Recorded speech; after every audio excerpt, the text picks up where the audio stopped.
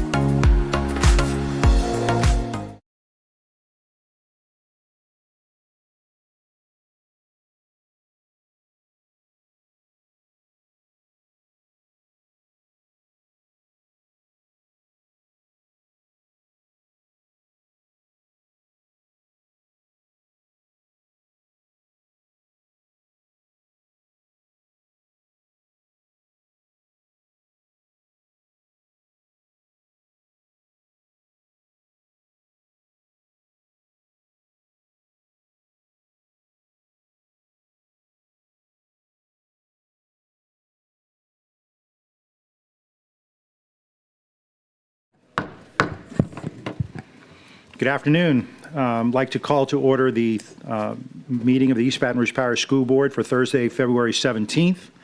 I'd like to read some notices. The public will be allowed to attend at a reduced capacity that complies with CDC guidelines on social distancing. Once the capacity has been reached, admission into the meeting space will be closed. Mask wearing is optional. All audience members are encouraged to adhere to CDC guidelines on social distancing.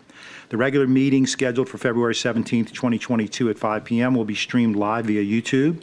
The link to watch the meeting can also be found on board docs or on the school board's website. A period for written comment, public comment will be provided before the meeting as well as before each action is taken by the board on any action item. Individuals wishing to make a public comment about any of the posted action items will need to click on the agenda item in board docs and submit via the highlighted public comment hyperlink on the agenda item details. Online comments are available for public review. I'd like to start our meeting. We will be led in invocation by School Board Member Connie Bernard, and our cadet to say the to lead us in the pledge will be introduced by First Sergeant William Alsobrook. Please rise. Bow your heads. Teacher, which is the greatest commandment in the law? Jesus replied, love the Lord your God with all your heart and with all your soul and with all your mind. This is the first and greatest commandment. And the second, like it, love your neighbor as yourself. Lord Jesus, we pray and pledge that we will walk with love. May we be of service to as many as we can in our lives, as you have called us to be, as is the Father's will. Lord Jesus, may your life of love and service be our guide to love and serve the underprivileged, the abandoned, and the needy amongst us. Help us, Lord, to love beyond measure, without expectations and without limitations, those who need our love. Lord, we honor you tonight with our service towards others, especially the children of our district and their teachers. Help us all to fulfill our greatest purpose in life, to love you and to love our neighbor. In your holy name, amen. Amen. Mr. Alsobrook? Yep.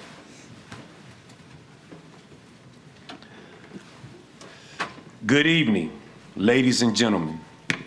My name is First Sergeant William C. Alsobrook, Jr. I am a JROTC instructor at Bel Air Magnet High School.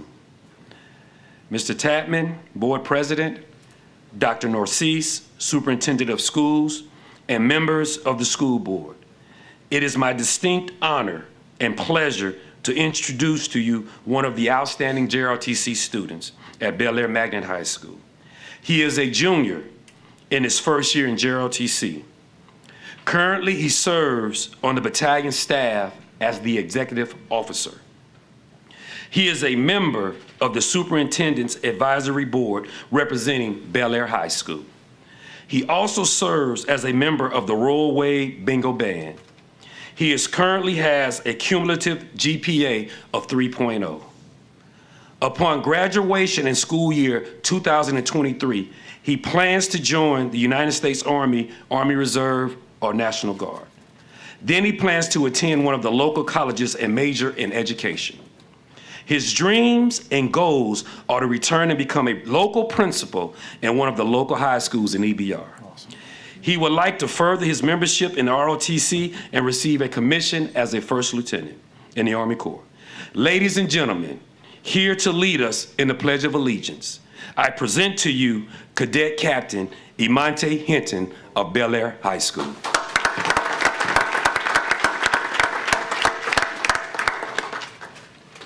I pledge allegiance to the flag of the United States of America and to the republic of which it stands, one nation, under God, indivisible, with liberty and justice for all.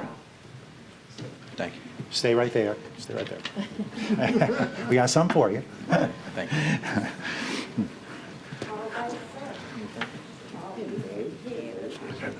All right. And thank you, future education leader. Thank you for your service. Captain Hinton, we are so excited that you are that your goal is to come back and be a principal. So I'm pulling for you. Whatever I can do to help you, we need you. We need you back, man. Go ahead. I'm sorry. Let's stand over here. Okay. Stand around.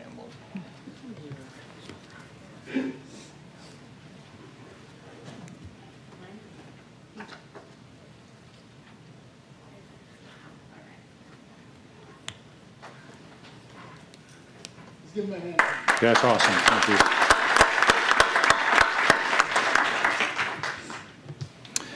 We now move to roll call. Madam Secretary, will you please call the roll? District 9, President Tatman. Present. District 4, Vice President Collins. Present. District 1, Mr. Blue. Here. District 2, Mr. Lannis. District 3, Mr. Howard. Present. District 5, Ms. Ware Jackson. Present.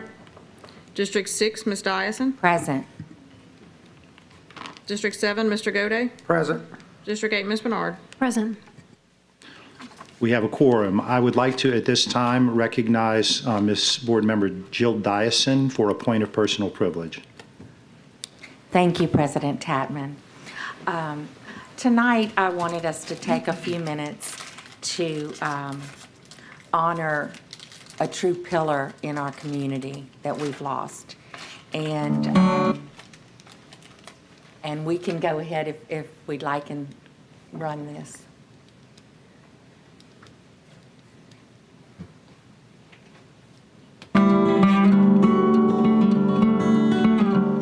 I'm a father, I'm a husband,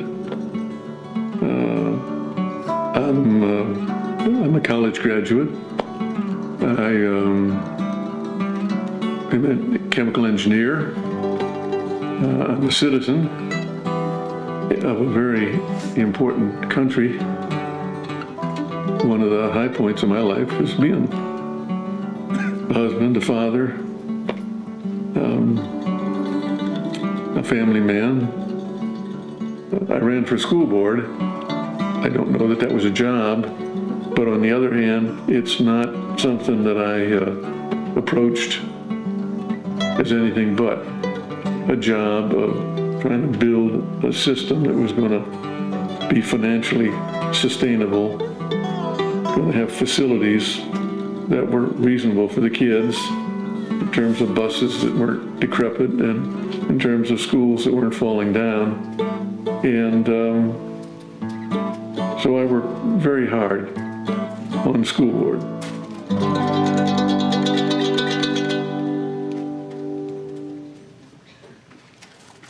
So it was my honor and privilege to call Roger my friend and school board colleague. I joined in 2001, and we were in very, very meaningful times for our community. I remember walking into the group, which included the fathers of two great friends from my Broadmoor High School days, Bill Black and his daughter Ginger. Ginger and I went to school together, and Roger Moser and Phil, who's in the audience tonight, and I were at Broadmoor High School together as well. Roger led such a meaningful life. He passed peacefully at the age of 92 on February 7th. And I'd like to let everyone know that a memorial service will be held Saturday, April 9th, in the Broadmoor United Methodist Church Sanctuary on Molly Lee Drive in Baton Rouge. Roger attended Purdue University and graduated with a degree in chemical engineering in 1951. While at Purdue, Roger learned to fly retired Army training gliders when he joined the Glider Club, which was formed as World War II soldiers returned to school. And that perks my memory of how active and athletic Roger was throughout his days. He was he enjoyed snow skiing, playing tennis. I was always so impressed by his ability to keep going, and he certainly did. He joined Ethel Corporation and moved to Baton Rouge, where he met his wife, Marcia. Marcia was also a very, very dear, kind woman who was also very involved in community service. And we just lost her about 5 months ago. And I can tell you, Marcia was a delight. Whenever we ran into each other, she just lit up, and we were both so happy to see each other. Roger and I served at a time when we were moving through the gaining unitary status in federal court with our desegregation trial. And those were times when we had to put everything else aside and report into the federal courthouse, and we had to rush to wait. And so we learned a lot of patience and really had a lot of time together as a unit, as our school board. And so we really got to know each other's families, and it was a very meaningful time for our community.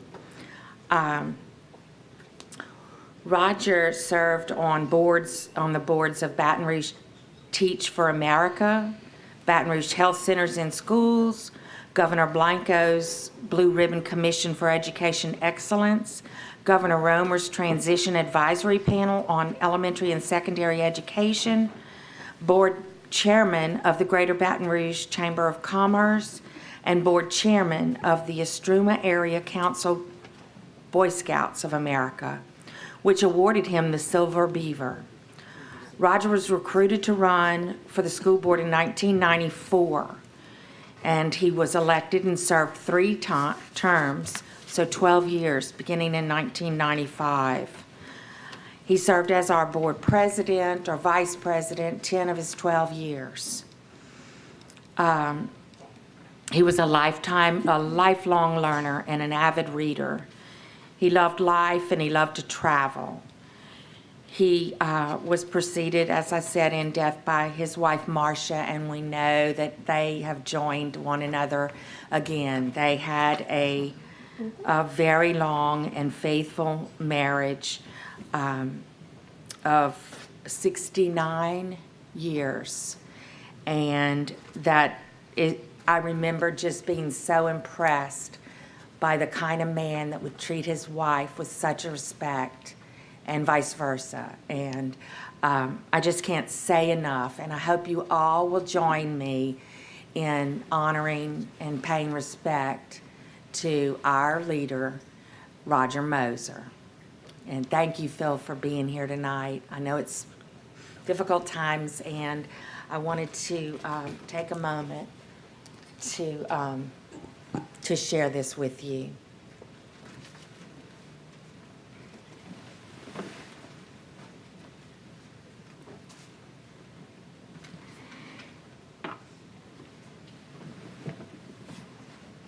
I don't know, Phil, if you're able to, is it on? Can you hear? Oh, okay. I don't know if you're able to say a few words or if you just want to take this medal in recognition of all the service. It's a small gift, but it's from us all, our superintendent and all of us on the board. We loved your dad, and we thank you for sharing him and your mom with us and in our community. He certainly led with such dignity and honor. So thank you, Phil, for being here with us tonight. Thank you. I would just say my memories of Dad was when he tried to do something, he gave it his all. He gave this 12 years, and he worked day and night, nonstop.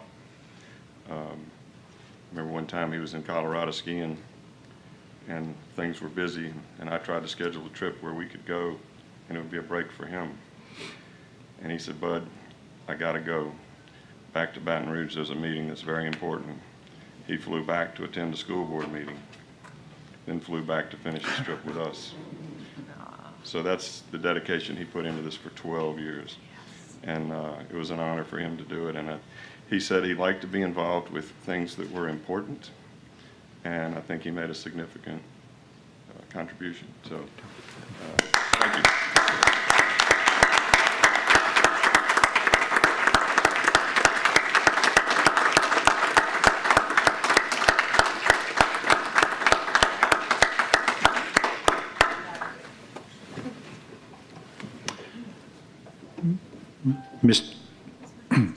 Mr. Goday.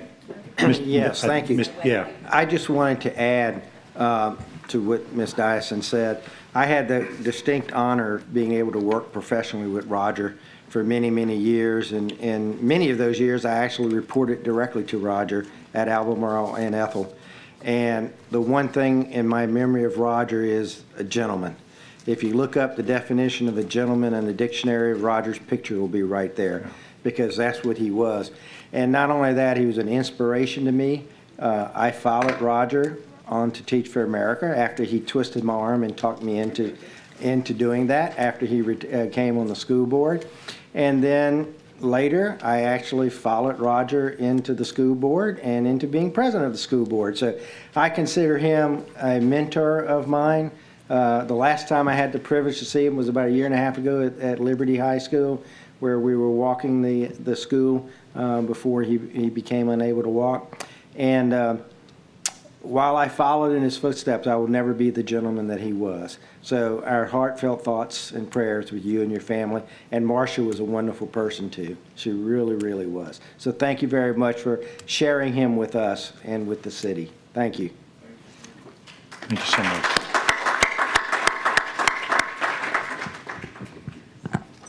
Thank you, Ms. Dias and Mr. Goday. We move now to item C, approval of the school board minutes of the January 20th, 2022 regular board meeting, February 3rd, 2022 special board meeting, and the February 3rd, 2022 committee of the whole meeting as published in the official journal. Moved by Ms. Bernard, seconded by Ms. Ware Jackson. See no comments on the minutes from the board. Any comments on the minutes from the audience? Seeing none, back to the board. Madam Secretary, please conduct the vote. Please vote.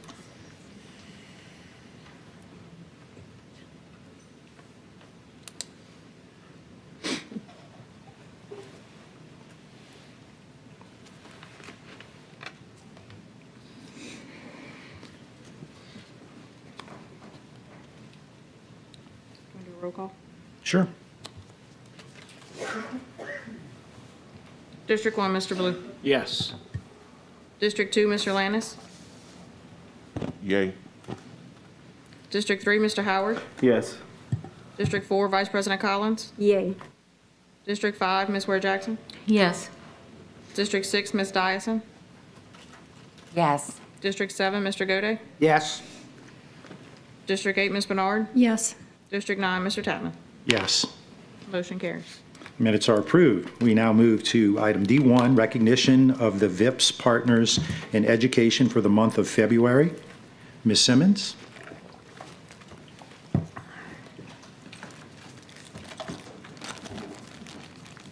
Greetings, everyone. How's everyone doing? It's such a pleasure to be back here to recognize yet another VIPS community partner.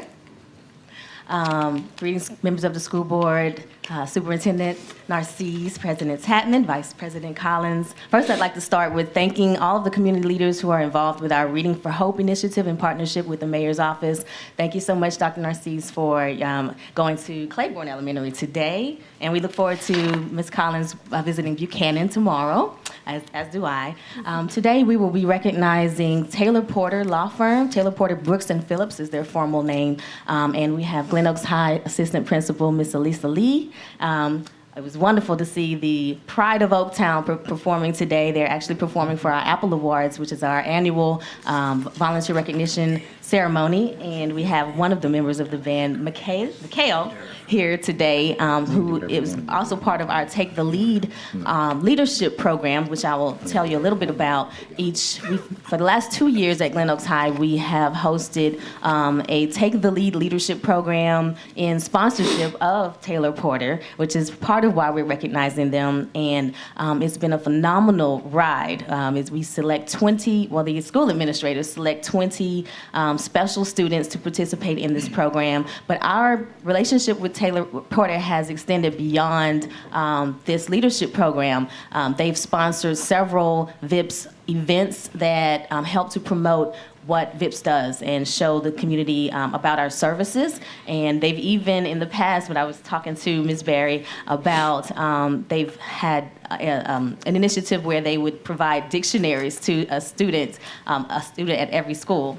At some point. And so that was very interesting, fun fact. And so fast forward to last year and this year, they have sponsored our Take the Lead leadership program, and that has been at Glen Oaks High. And it's been a series of workshops that we host every Friday in partnership with our other community partners. So it's been about a total of 30 community partners that have partnered with VIPS to support this program. They come into the school Friday mornings, and there's a series of various themes, from resume building to interviewing skills to teaching them about social norms to cooking healthy foods, all sorts of variety of things to empower these students into adulthood and to be upstanding citizens of our community.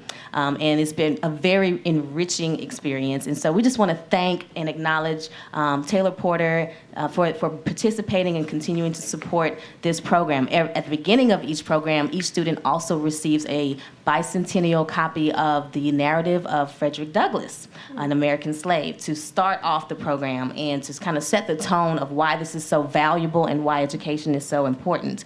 And they've also sponsored T-shirts. We will have you guys see some pictures of those later because this Friday is one of the last sessions, and then they will be graduating. And so we have some surprises planned that I can't mention because we have one of the students here. So at this time, I will have Ms. Barry come and say a few words, and then Ms. Lee, and if you would like to say a few words about your experience with Take the Lead, we would love to hear from a student, firsthand account. Good afternoon. My name is Barry Miyagi. I'm Taylor Porter's chair of Taylor Porter's Diversity Committee. I want to, first of all, I'm so excited to accept this award and to be acknowledged as a partner with VIPS. And I want to thank VIPS and Kaya for allowing Taylor Porter to participate in the VIPS Take the Lead program. We were actually allowed to launch that program with VIPS, and it has truly been really rewarding. I want to tell you why the program is important to us. The students who participate in the program are students who are either identified as leaders or they express an interest in being a leader. So when they come into the program, they already are excited. They have the drive and the ability to be leaders. The program is designed to enhance their leadership abilities. They learn to speak with confidence, they learn to assert themselves with poise and grace, and they learn how to support the positions that are important to them. The team at Taylor Porter who worked with VIPS and with the students found the program to be very, very rewarding.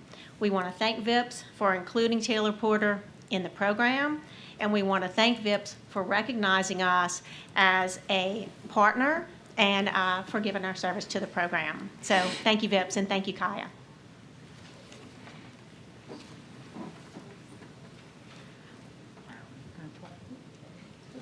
Well, on behalf of my principal, Mr. Robert Signator, myself, and our Take the Lead scholars, I have one of them, have the pleasure of having one of them here. Come on up, Mikhail Davis. We want to thank Taylor and Porter for partnering with us. You all have done an amazing job. We look forward to every week, every Friday. I'm looking forward, as well as our principal and the scholars are looking forward to what you all are going to present and bring to them. So again, thank you for this long-term partnership. We really appreciate that. You all have really made an impact on our students. I can't say enough how much impact you all have made on our students. Thank you.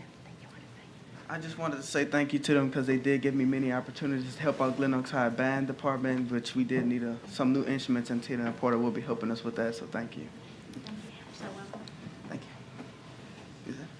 I just want to thank you on behalf of the board and the superintendent and my fellow colleagues for all the hard work that you do. It does take everyone in the community to help make this work. And the students, I'm sure, are just thrilled with the work that they can do with you. And thank you for giving your time, and the rest of the folks at Taylor Porter. It's our pleasure. Thank you. Well, first and foremost, thank you all for the support that you give to our community, to Glen Oaks. Go, go, G.O. That's it. You know, all That's day. it. I'm always rep you guys and make sure that you get everything that you need, but we support you 110%, and we just want to thank you again. Thank you for your everlasting commitment to our students and to our community. Thank you so much. We're so happy to have you. Yes, ma'am.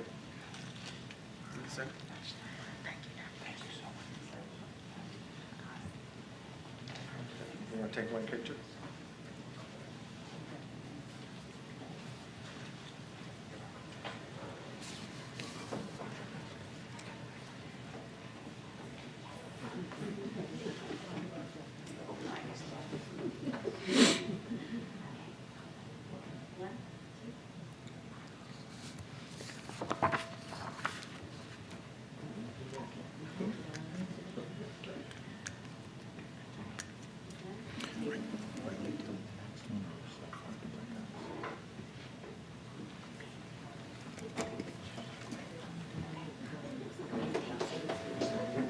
So,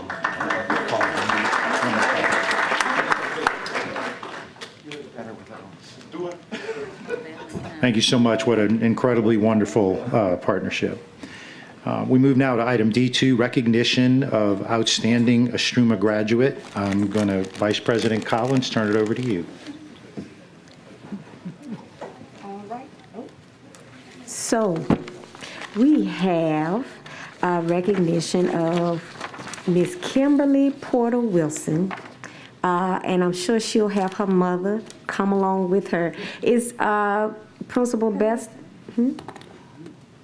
He's here.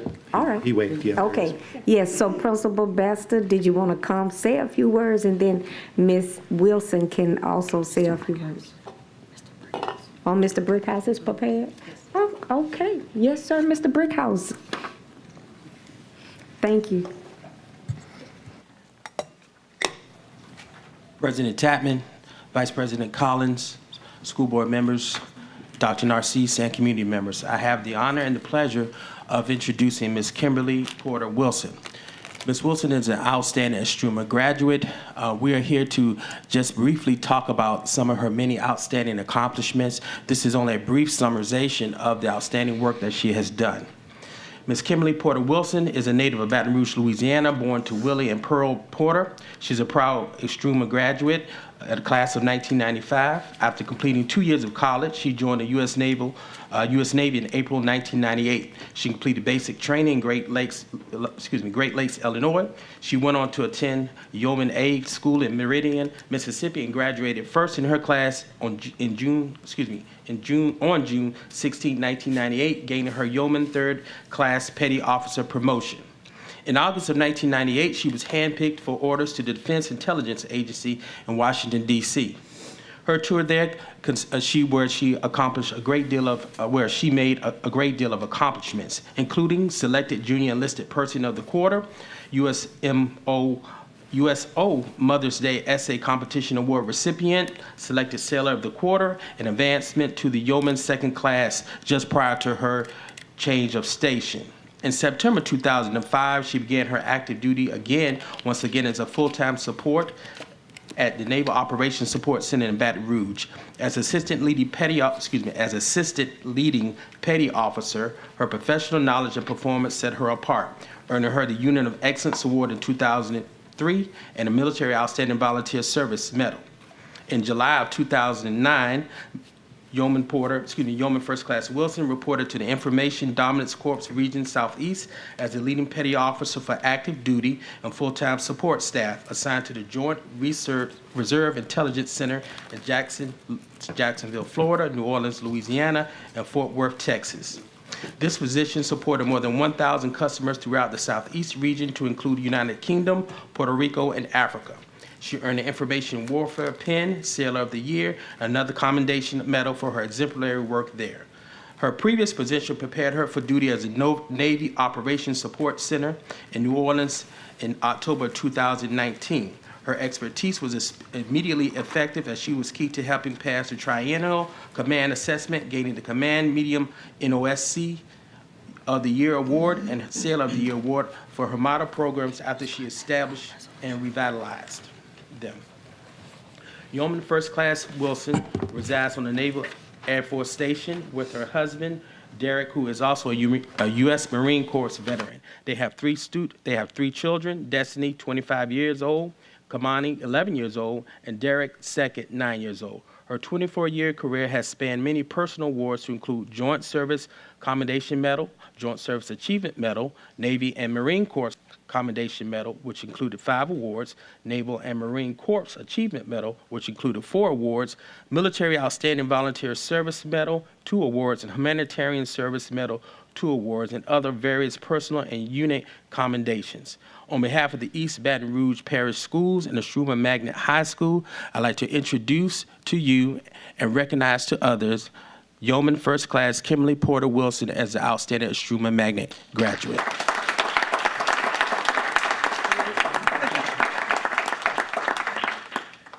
Thank you so much for that wonderful introduction. I am so grateful not only to be home, which is all I ever wanted, to be home to retire, but also for this inspiring career. Even hearing it in words, I'm still baffled because I never would expect 24 years, let alone be in the Navy. But I'm so grateful with my mother's prayers when I couldn't have the faith, and through all of the people that all were responsible for me, with me, doing the job, making things happen, getting it done to get our troops everywhere they needed to be in different areas, especially during 9/11 and even Hurricane Katrina.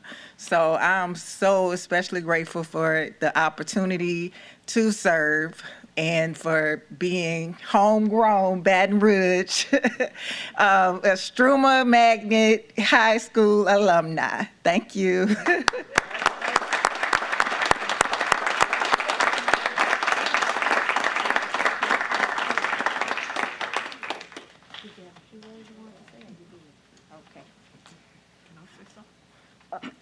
Of course, Mother Pearl.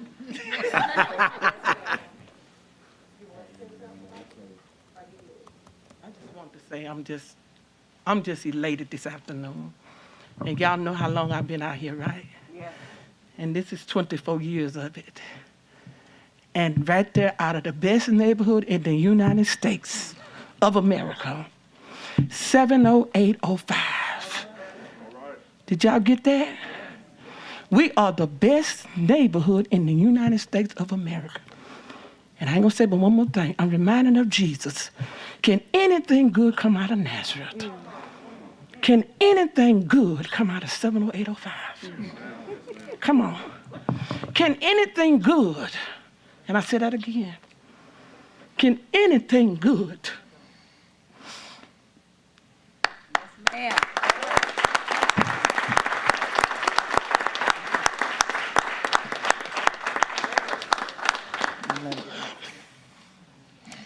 I didn't do all that. Yes, ma'am. All right. So now, on behalf of the superintendent and the entire board, we are so honored to recognize you tonight. Miss Mother Pearl's beautiful Struma High graduate. Thank you. All right. So we're going to take a picture.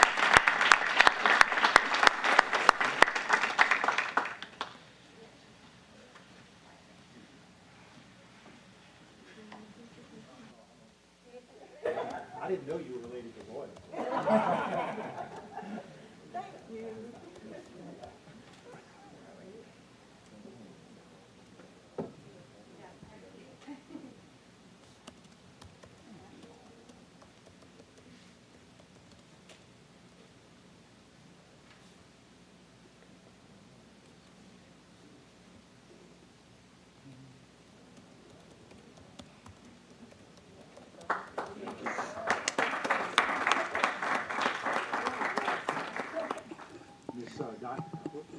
Ms. Dyson. I just want to say how nice it is tonight to get to celebrate with you, Miss Pearl, and see you again after all these years. What a fine example you've been for your children. And thank you for representing 70805 so well. That is just so awesome. So thank you for being such good leaders in your communities. Thank you. Thank you, Ms. Dyson. We very much appreciate it. And like I said off the mic, we didn't know you're already impressive, but you're related to education royalty with Ms. Porter. So thank you so much for all you do in our community and all you did to protect our country. Thank you so much. I appreciate it. We move now to item 3, consideration of the adoption of a resolution proclaiming March 6th through the 12th, 2022 as National School Social Work Week. We're going to go ahead and read the resolution in, if that's okay, and then we'll have Ms. Webster come up. All right. National School Social Work Week, March 6th through 12th, 2022. Whereas school social workers are advocates for access, equality, and fairness. And whereas school social workers strengthen students, expand options, and work to facilitate humane changes in school policy, state legislation that improve the lives of students, faculty, and staff. And whereas school social workers work to change systems and customs that limit the ability of vulnerable individuals and groups to lead fulfilling and productive lives. And whereas school social workers are employed in public schools as positive change agents who dedicate their careers to helping students transform their lives or improving environments that make such progress possible. And whereas school social workers improve the fabric of school systems by caring for those who have been left behind or for those who have lost their voice. And whereas school social workers help students explore new opportunities in the face of serious life changes and challenges. And whereas school social workers believe that each day they will give a student, a family, or an educator renewed hope in the future.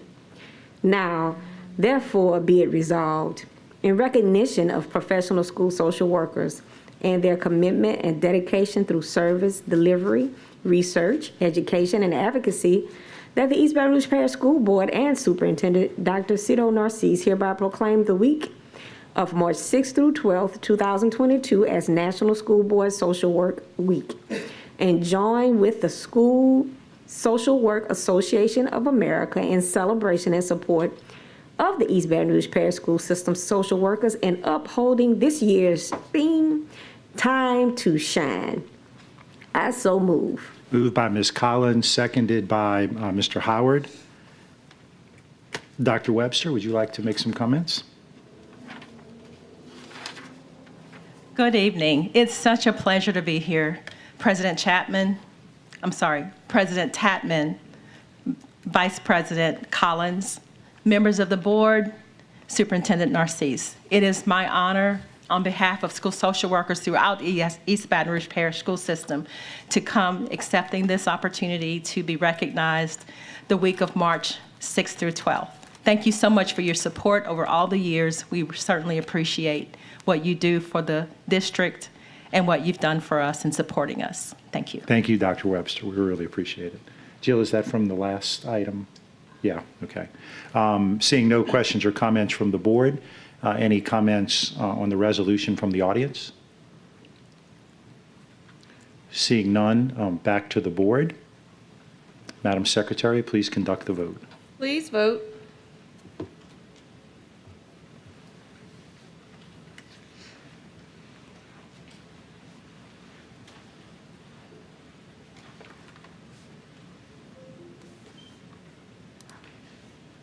The motion carries.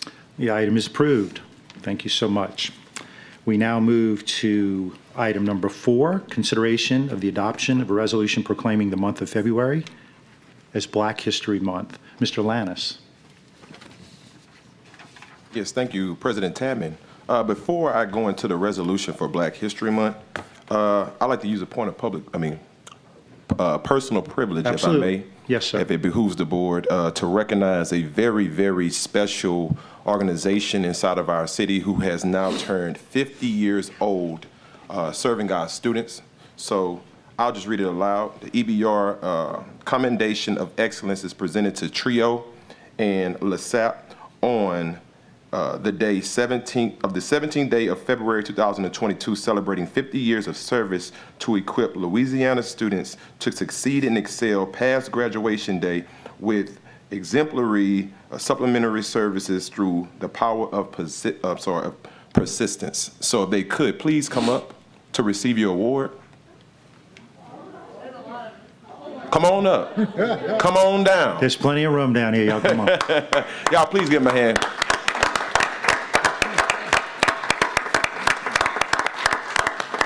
And Mr. President, Board, and Superintendent, if they may, could you all please just give some words of encouragement on celebrating your big day?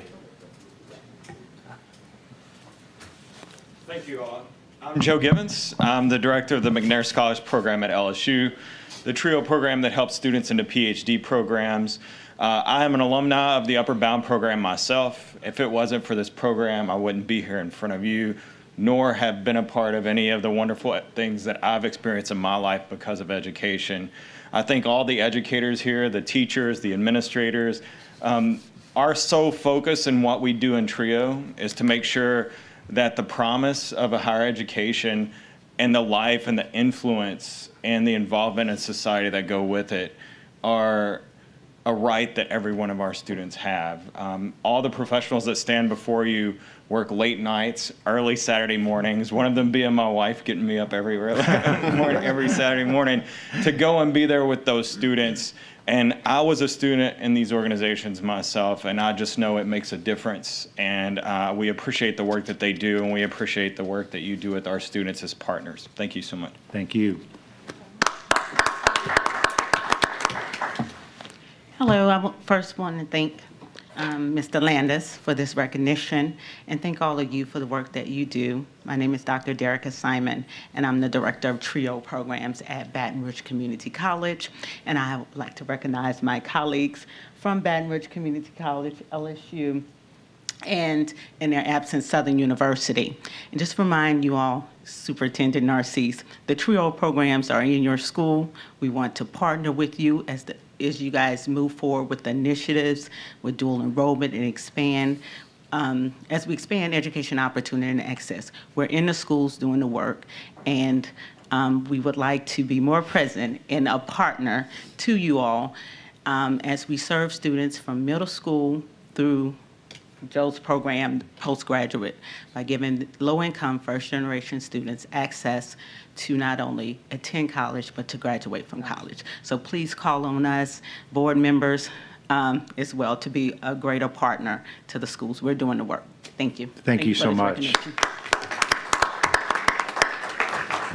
Before you all go, it brings me great pleasure to give you these two awards. I heard you say Southern University was in absence, but I can guarantee you they are not. I am a product of the Ronald E. McNair Scholars Program at Southern University, where I was able to conduct research across this country on behalf of Southern about the sustainability of HBCUs, much like itself. So thank you for everything that you do. Thank you for the TRIO program, and continue to excel with our students. Appreciate you. Another TRIO. Miss Collins, Vice President Collins, I'm sorry. I've personally seen the work that TRIO can do in a child. I have two children who went through, and it was amazing. And so thank you. They had many experiences, academic and otherwise. Thank you. I would like to say we stand on the shoulders of Southern University. I know the director wanted to be here, but our father is ill. They've been around over 50 years. In East Baton Rouge serving. And so all of us newbies on the block stand on their shoulders. Is it still Dr. Thorne? No. Okay. Yeah. I'm old now. So Why don't y'all come up here and take a picture? Yes.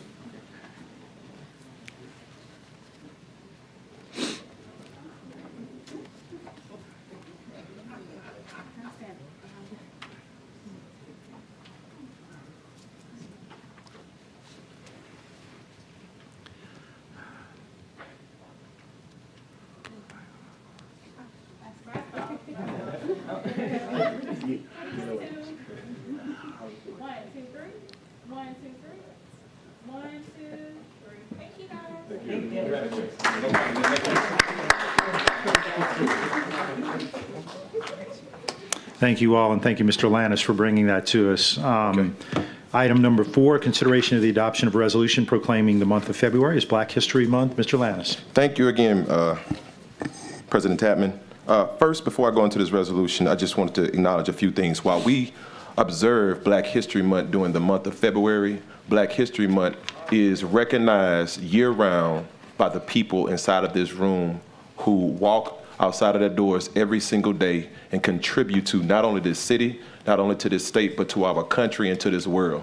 You all make a difference and an impact, and we need to continue to grow as a people. East Baton Rouge Parish School Board Resolution, whereas our nation was founded on the precepts that we were created equal in merit, that we should be treated with equal dignity in our lives, whereas in the face of injustice, people of goodwill from all origins in the United States have designated themselves with a commitment to the noble ideals on which our country was founded and have fought for the rights and freedoms of African Americans and others, whereas Black History Month originated in 1926 when Dr. Carter G. Woodson set out to recognize the heritage and achievement of Black people in the United States. Since that time, our country commemorates and celebrates the contributions of African Americans annually during the month of February. Whereas the theme of Black History Month for 2022 focuses on the deep commitment to advancing equity, justice, access, and opportunity for African Americans as we continue to strive for our country's founding pledge. Whereas the contributions of African Americans from all walks of life throughout the history of the United States reflects the greatness of the nation.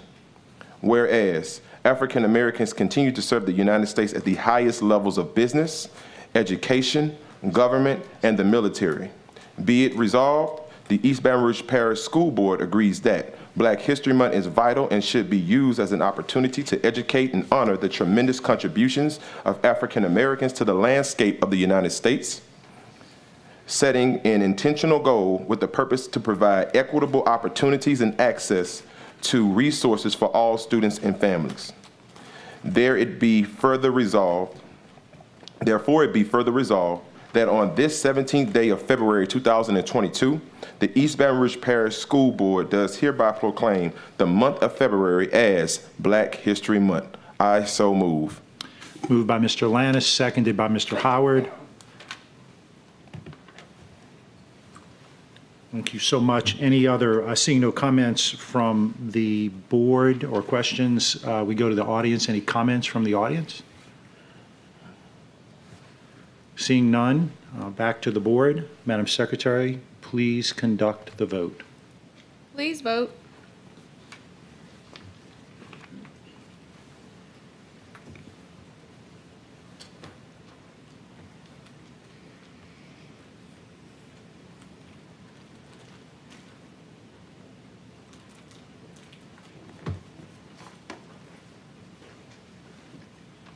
The motion carries.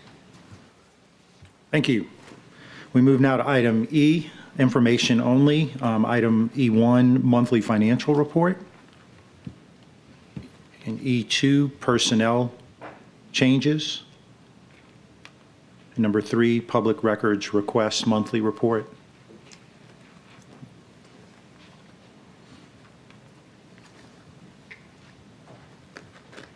Seeing no questions or comments from the board, we will now move into the update from the superintendent, Dr. Narcisse. Thank you, President Tapman. We are so excited about the progress that is happening in our school district, specifically around student performance and also the hard work teachers, staff, and bus drivers. Every position that is in the system is working hard to ensure that kids are not only having a great education, but also are striving through back to a sense of normalcy from the pandemic.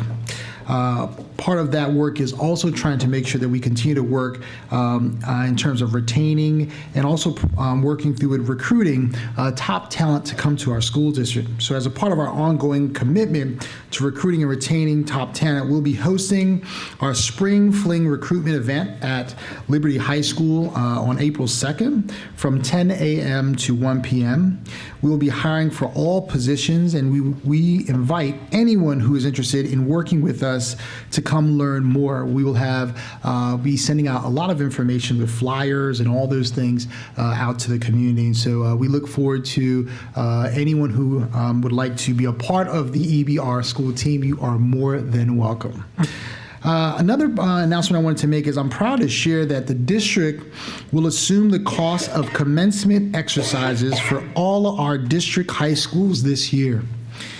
This year, the district will be able to provide the rental space and decorations for all of our graduating seniors. This is typically a cost or a fee that's usually paid across our schools, and this year we wanted to be able to make changes where we can provide more access for families and also to continue to elevate our standard of excellence with graduations. And so we are happy to provide this service for our schools and families so that every student gets their moment to shine. Currently, all of the graduation dates are up on our websites. Also, schools are also aware of those dates as well. So we look forward to a great graduation season. Schools will be graduating in 3 locations this year. They will either be at Southern University, LSU, or at the River Center. Another update I wanted to provide was Parent University. We're excited to announce our roster of virtual Parent University courses for the spring of 2022 semester. This spring, we will be tackling a variety of topics from supporting your child's learning at home to spotting and preventing bullying and the basics of home ownership. You can find a link to the full list of topics and register for those courses to our website at ebrschools.org under the Families tab. One of our goals is to really make sure that we help families not only know how to get access, but also how to navigate our school system and also make sure that they have all the information that they need to be able to get all of the full services to support children. This summer, we're once again excited to be able to offer our families a summer enrichment program at no cost. We'll be combining literacy and numeracy with sports skill clinics. Once again this year, last year we did the same process through grade bands across the school system. This year we're excited to do the same and also add our literacy component in there. So we are excited about families signing up for that. Those enrichment opportunities will be offered from June 1 to July 14th at schools throughout the district. Registration will be live before the end of the month and spots are somewhat limited. We've already began to put up a summer camp site. I know, Ms. Jones, is it possible we can show a little bit where families can go to our website and pull that up on the screen? Would that be possible? There you go. If you go to our screen, there is a section where you can click on there. It'll be right on our front page. And there's an entire website that will be there. We're also going to provide different opportunities for students to sign up at schools and also do the same electronically right online. I don't see it up, but I will make sure we get that information. Last but not least, a part of our work as we continue our commitment to transparency and student success, we're committed to continue to share our student progress throughout the course of this year. I'd like to invite our Chief of Accountability and Assessment Evaluation, Ms. Andrea Okoski, to share with us our benchmark data for the interim 2 assessment. As many of you know, when we began our journey together, we've created what they call a scorecard for all kids in the school system. Within those scorecards, we provided a clear benchmark so the public can see how students are progressing over, we call them quarters. And those quarters lead up to the state assessment, which is done at the end of the year.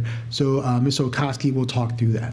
Thank you, Dr. Narcisse, and good evening, everyone. And thank you once again for allowing me the privilege and opportunity to share the story of our students. The data that you're going to see tonight represents the work of thousands of students across the district, their teachers, their administrative support teams, and the families behind the scenes that support all of them at the student, teacher, and administrative level.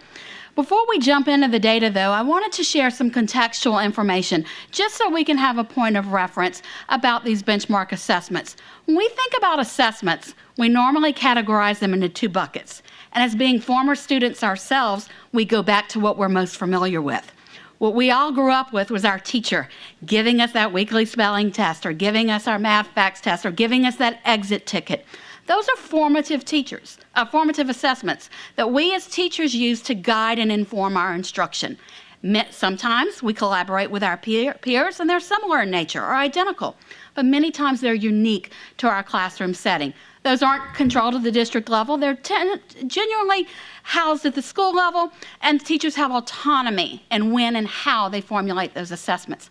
On the opposite end of the spectrum, you have those summative assessments, those statewide LEAP tests, the ACT, the National AP exam, those things that we have no local control over, those things that are locked, those things that are segmented and bound by time.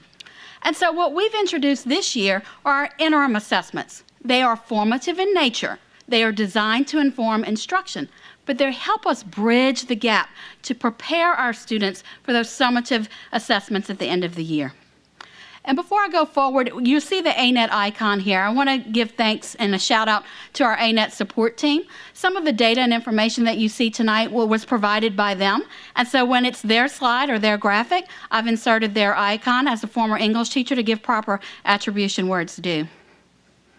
So as a point of reference and a reminder, we will be giving 5 assessment windows, or administering through 5 assessment windows over the course of the year. We began with the diagnostic window in September. Interim 1 lined up with about the end of the first 9 weeks. We just completed interim 2 that we're going to look at in a minute. Again, that fell right after midterm. Interim 3 is in March, so it calendars out right after the end of the third 9 weeks. Our interim 4 assessment will be optional. Why is that? It coincides with the state testing window. Okay, but we wanted it open for a number of reasons. We may need additional data on students for SBLCs, learning target, or review of placement, and we know some teachers and principals have set some local goals at their school based on ANET, so we wanted them to have it as an instructional tool, as a practice LEAP test, so be it, or to provide some end-of-the-year data on their students, however they needed. So let's take a look at how we're faring so far with interim 1 and interim 2 on ANET ELA. ANET codes it as A1 Assessment 1 and A2 Assessment 2. This is the ELA screen. The diagnostic for ELA was not a typical multiple choice standardized test. It was more like what some of you are accustomed to with DIBELS. Even at grades 9, 10, and 11, a teacher sat one-on-one with a student and administered a fluency screener. We got rich qualitative data at the school level that was able to inform placement and beginning of the year instruction. Then we jumped into interim 1. If you notice the pattern in interim 1, interim 1 numbers fell primarily in the 30th percentile. What you're seeing here is percent correct. The number is percent correct. Our ANET coaches tell us that the 30% marker is for at risk. So students below 30 are considered by them in their program at risk. So when we jump to interim 2, you see that district-wide we grew. But I want to caution you in saying this. I explained at the beginning that each of these assessments is aligned to that 9-week standards. So interim 1 and interim 2 were not necessarily the same. They were not the same test, and they were not necessarily on the same standards. We do know that some standards build upon one another and spiral, however. But you do see that in A2, we're seeing many more grade levels trending towards the 40 percentiles, and we've reached the 50 at certain grade levels. I'd ask you right now to keep an eye on grade 7 as we go through tonight's presentation. So we look at data multiple ways. We look at it globally across the district, and then we start looking at certain snapshots of students. This is the same slide, but the data shows students and their socioeconomic status.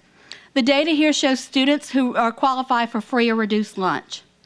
You'll notice across each grade band for ELA, you see about a 4 to 5% drop.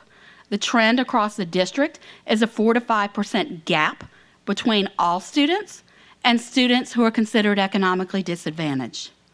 Again, through our ANET coaching, we look at data multiple ways. Sometimes we look at it independently alone. Other times we bring it all together. So on this next slide, I'd like to show you one of the ways that we bring it all together with other subgroups. I know it's a busy slide, and please don't focus on the numbers, but focus on the patterns. What you'll see highlighted for you in the purple boxes is that regardless of the grade level, there are achievement gaps. The achievement gaps tend to happen with African American and Hispanic students. So you can see the bookends of the outliers, of the groups that are higher performing, and then you see the gaps, just like you saw with free and reduced lunch students among certain subgroups. This is a snapshot of the ELA across the district, but it gives me an opportunity to tell you a little bit more about the ANET platform. What we're able to do when we get a screen or report like this is we can drill down, we can click on it, and we can continue to go to a grade level, we can go to a subgroup within a grade level, we can go down to the standards that were the weakest for that subgroup in the grade level, all the way to the questions that they missed. So that as a teacher, I can see what assessment item my students missed the most, what standard it's tied to, and in the ANET platform, I can click on another link to get resources to how I can redirect my instruction, reteach, and reassess. We're going to shift to math, and we're going to look at parallel slides for math. You notice in math, we didn't have that independent fluency screener. We had a true diagnostic. It's important for me to point out to you that the diagnostic was the sum total of the previous year's standards. So for instance, my third grade diagnostic was second grade standards that I took the first month of school. So you can see our district averages for the previous year's standards. A1 again represents the standards taught in that first 9 weeks. A2 represents the standards taught primarily in the second 9 weeks. Again, we had 20s and 30s majority for A1. We see many grade levels trending up for A2. In math, we know sometimes it's conceptual and it builds, but it's important to note that sometimes these are different standards being measured. If we flip to the free and reduced lunch screen, we see similar patterns. In math across the district, it was between a 3 and a 4-point average. It came out right at 3.5. And the gap between economically disadvantaged students and their peers across the district as the whole student subgroup. If we look again at the snapshot of multiple subgroups of students, again, you see similar patterns across multiple grade levels. I told you at the beginning to please look at grade 7. Across all contents, across each of these slides, grade 7 is trailing behind its peers. And we'll get to some of that in a minute. So after we get the data, what do? Because while the data is important, what's more important is what happens in between these assessment cycles. We have a quarterly curriculum development team session for data analysis that is hosted for us by our ANET consultants. What that means is every time we round out an assessment cycle, about a week or two later, they come to the IRC on a Friday between 12 and 3, twice in person, once virtually because of COVID, and they spend time with the accountability and assessment team, members of the Division of Academics, the executive directors, and district-level literacy team members. There are about 50 of us in the room. We look at the reports, some of the slides that you just saw, some much more specific. They model for us at our computers how to go through the reports and drill down to the areas that I just explained to you. For example, in 7th grade, we looked and we drilled all the way down to a poetry excerpt that our students missed most commonly across the district in this last cycle. We were able to pick out the vocabulary and the literary devices that we felt like caused the problem with that assessment item so that our PD team, our curriculum content team, can go back and spiral that information and make sure it's retaught before the test. Today, our principals went through a similar session. If you see in the last column, school support. In that same cycle, our school leaders get the same coaching from the ANET team quarterly.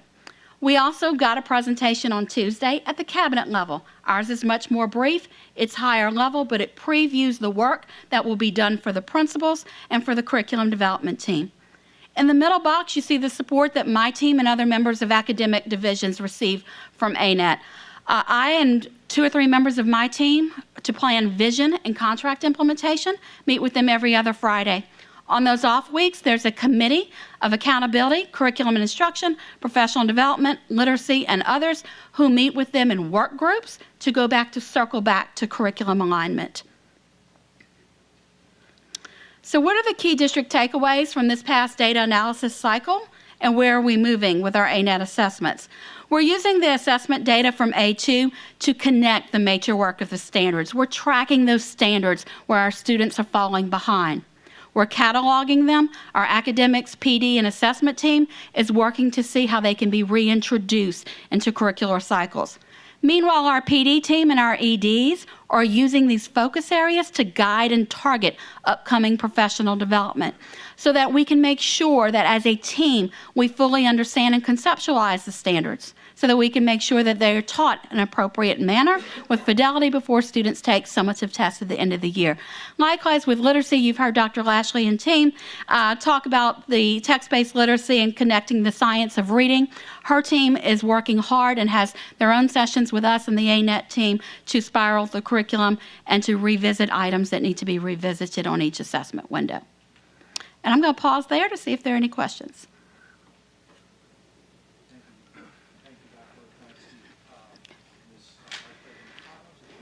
For a while, Vice President Collins.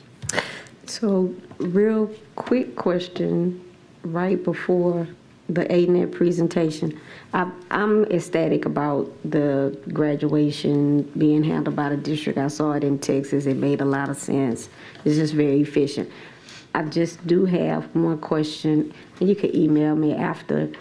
What is the cost to the district? I would imagine venue space for 3 days is not going to be astronomical, but I just have that question. On this, it sounded like there's different sets of assessments. Every student across the district takes the same assessment. So if I'm a third grader, I'm taking the same assessment. To your question, ANET does offer different assessments. The one that we are administering is aligned to our textbooks or our curricular resources that we've selected, and it's one that was customized for us with members of the academic team over the summer.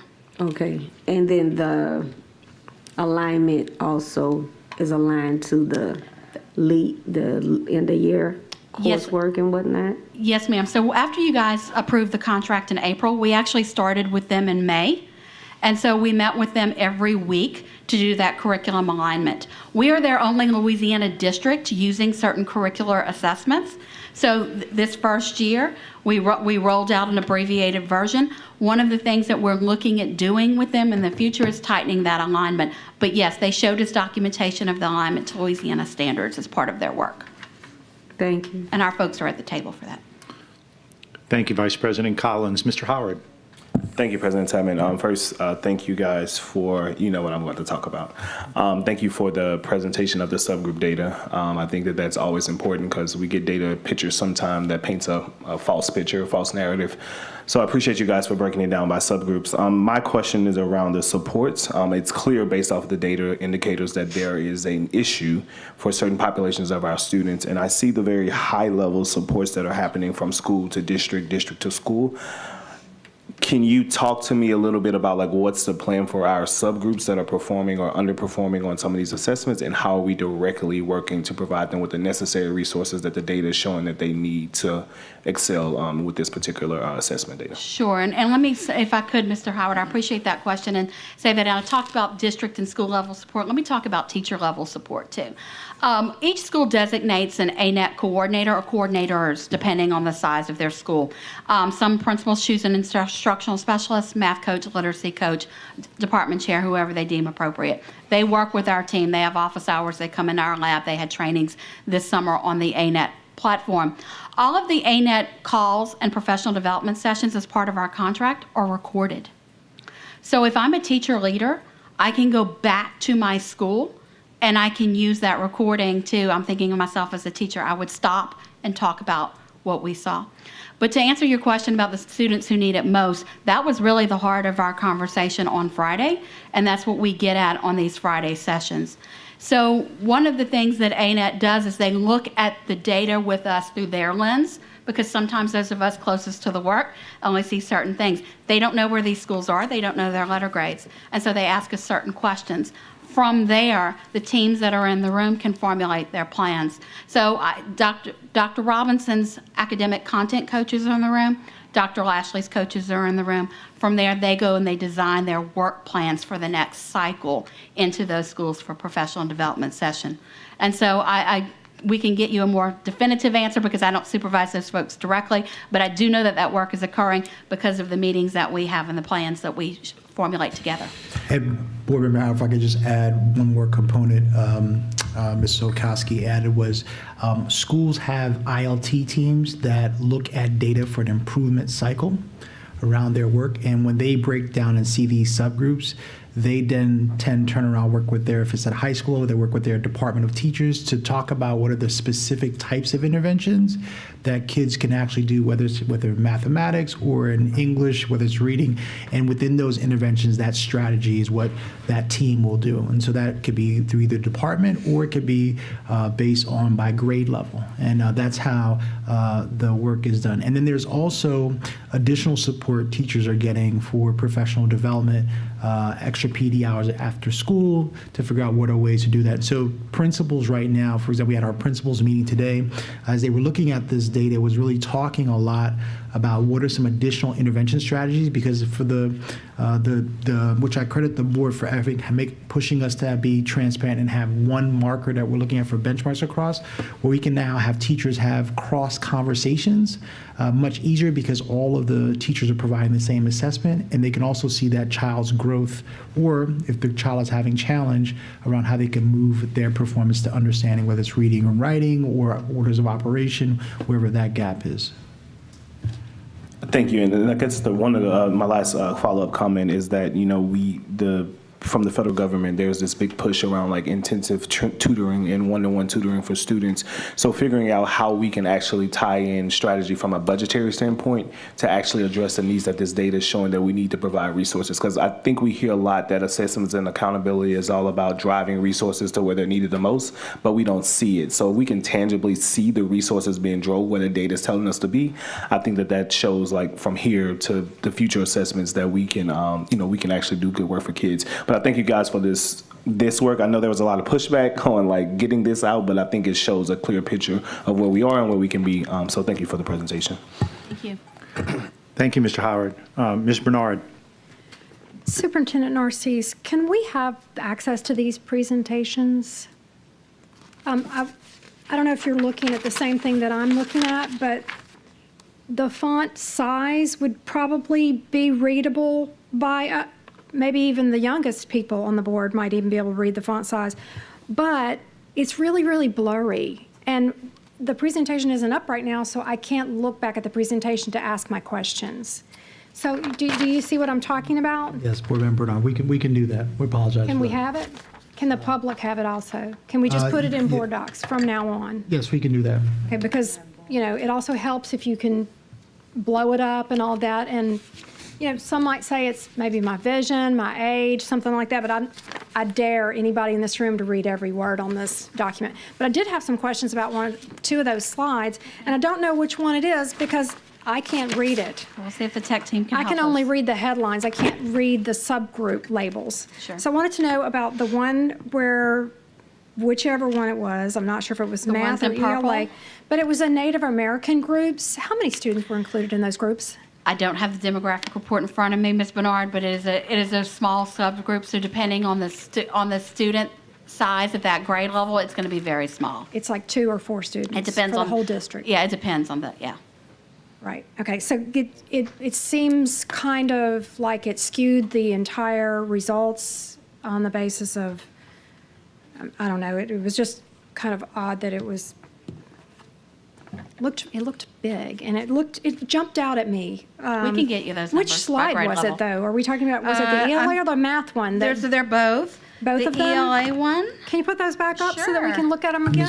Ms. Jones, could you pull that back up for I have it everyone? in front of me. Let's see if they can get it. There Okay, we it go. is up again. Okay. There's the so ELA one. This is the ELA one. Yes, ma'am. All right. And so for each of the subgroups, what we can do is Eric Johnson in our office every Friday runs a demographic report, and so we can get it to you by grade level systemically. He will run one tomorrow. I think it was the math one that I'm talking about that We can go had to the something math that one? jumped out. Let's see, is it the math one? Okay, we'll get that. 16%. What grade are you looking at? It's Algebra 2, so it must be 10th grade? Algebra 2 is typically 11th grade. Geometry would be 10th grade, depending on if students took the coursework in middle school. What we do notice trending district-wide is that Algebra 2 is lagging behind its peers. It was one of the areas that we focused on in this last data cycle. 16%. I think that's right. Or maybe that's an 8. Is it 18 or 16? 16 for the first I think column, it's then the it's fonts 26. and the colors that were chosen, maybe also. I don't want to tear up the presentation for any reason, but it's just really, really hard, I think, for everybody here to see. And then I can color code. These were from our ANET friends, but I can color code them next it's time. from them. Okay. Because We'll work on making sure that the font it's is hard much to bigger. use it when we can't see it at all. But I We'll appreciate get a that. copy to you. The We can get the enrollment 16% data. though really stood out, and I just was wondering if you could tell me more about that. We'll get the enrollment data to you so we can Okay. dig in by grade level. Thank you. Thank you, Ms. Bernard. With these very powerful glasses, I actually could read it, but barely. Well, no, I mean, they're very powerful. They're actually nuclear. I'm just kidding. But it was hard to read. Thank you, Ms. Bernard. Ms. Dyson. First of all, thank you for this informative presentation. Your work is commendable. Thank you, Ms. Dyson. I have a question on the ongoing teacher PD, and when is that done? How is that done? And so I think that I heard there was some stipends involved, so I just kind of trying to get that If I could, I'll process. tell you what's been done thus far, and then I'll let the superintendent add for Okay. future planning. Thank So when we mapped out our contract, because we were launching a new program and we had new teachers being on board at the beginning of the year, we followed a train-the-trainer model to get folks acclimated to the program to deliver the assessments. Now that we're beginning to get data in and we're going through these cycles, we will be targeting specific areas of teacher PD. What ANET is working on developing for me right now is teacher level PD based on the data from interim 1 and 2 that will be delivered at the stipend dates upcoming in March is our target. I should have it from them ready next week so that we've been working with Rochelle Anderson in the Professional Development Department so we can offer it across the district. So my question is, like, do they do this? I mean, I know we've got people covering each other's classes, and there's a time crunch because they don't even have a lot of times their free period to do any grading or lesson planning or anything. So when is this happening in a day of a teacher's life? It should be happening honestly within the professional learning communities in the grade level PLCs. As I said, ANET provides us with recorded pieces. They also provide us with their data protocol templates that give a model or exemplar teacher data team meeting. And so our representatives and principals and ILTs who come to those trainings take with them a folder of their data protocols. And I post the link to the folder in Principal Connection each week so that those ILT members, those grade level chairs, can grab them, and then it would be happening job embedded. Some principals are doing it as formal PD. But And the other, just the answer around the amount of time teachers have for PD, just wanted to remind, which I credit the board, we approved for teachers in our ESSER stipend to get 6 additional hours of professional development after school. And so 4 of those hours are driven by the school level, and then the district works with 2 hours to give any additional PD. And then we also sometimes give all 6 hours to the schools so they can tailor their professional development. So it's not only what happens during the school day, but it also is built out when they have those times as well. But the reality is we have to continue to create more time for teachers to continue to get better at doing the work. What we're hopeful for is as teachers become more used to the benchmarks, the curriculum over time, they'll get better because they'll understand what are the things that are being looked for to help students to get better. One of the things, thank you for that. And then as you were presenting, I was thinking about the classrooms that have the long-term subs and others at school sites that are teaching classes that's not really, they're really something else. There may be a dean or they may be a coordinator, and they're having to make sure that those classes are covered, and so they are teaching this year.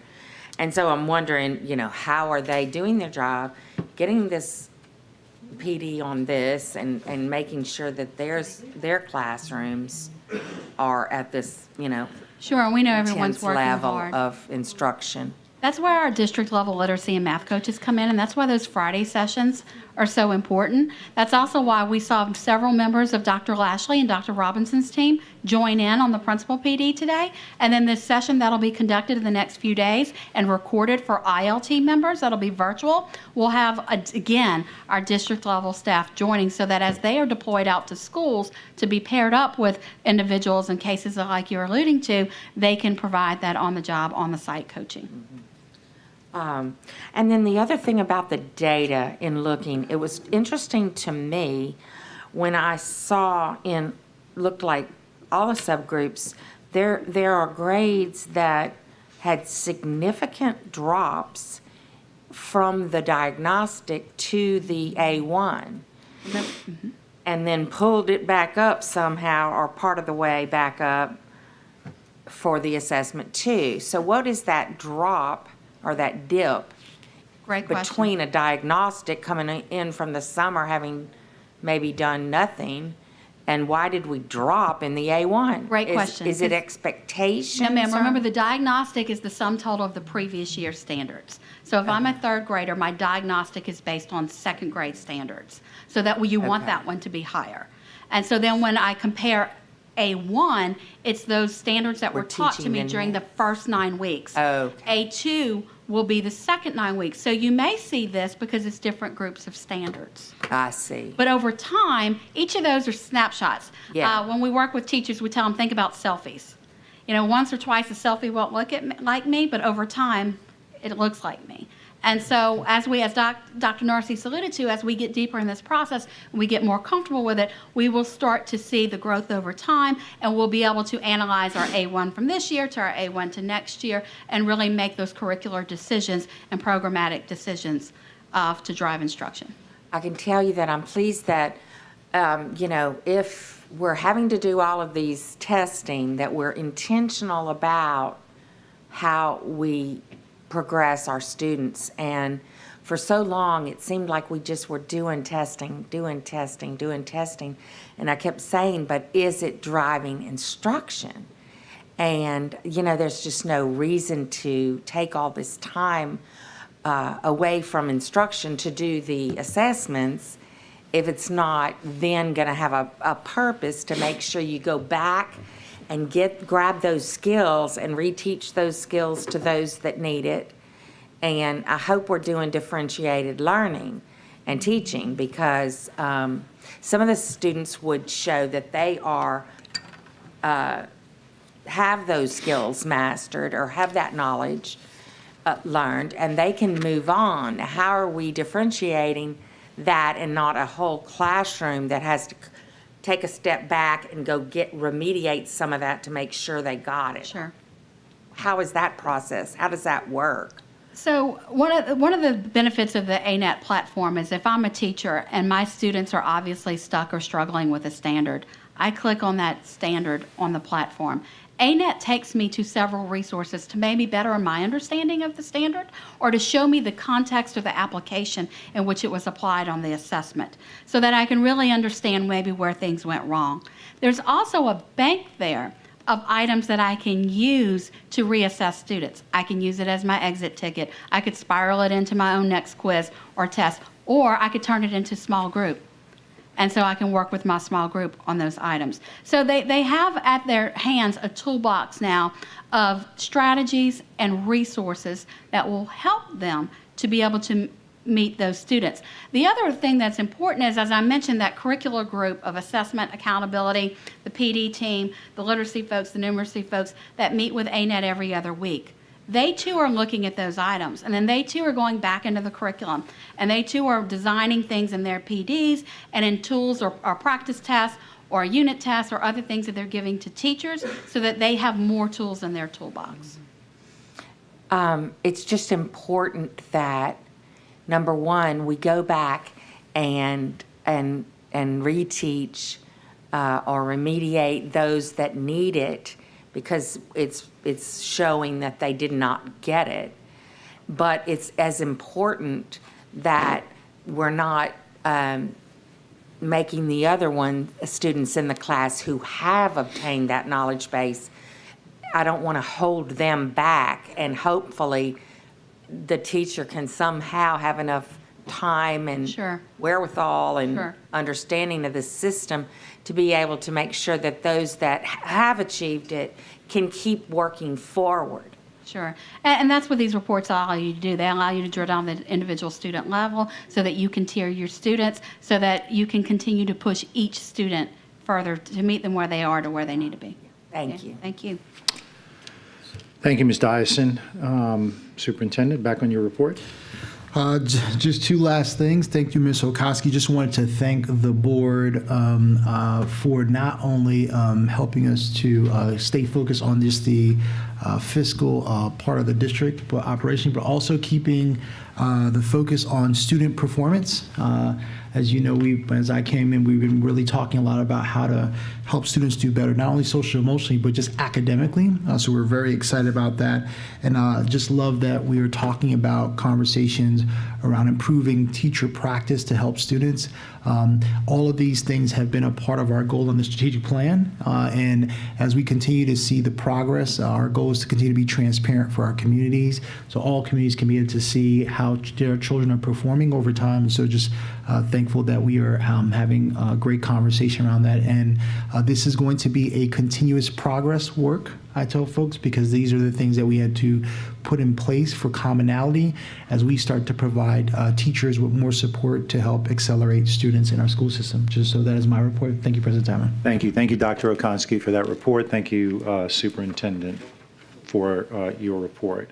We move now to item G1, board appointees to community agencies. Does any board members have anything to report? I'll give you a second. Seeing none, we'll move now to new business. H1, consideration of a request for the approval of a cooperative endeavor agreement between the East Baton Rouge Parish School System, the State of Louisiana, and Amazon.com Services, LLC, in order to establish guidelines and to approve the acceptance of school enhancement pilot payments. Moved by Ms. Collins, seconded by Ms. Dyson.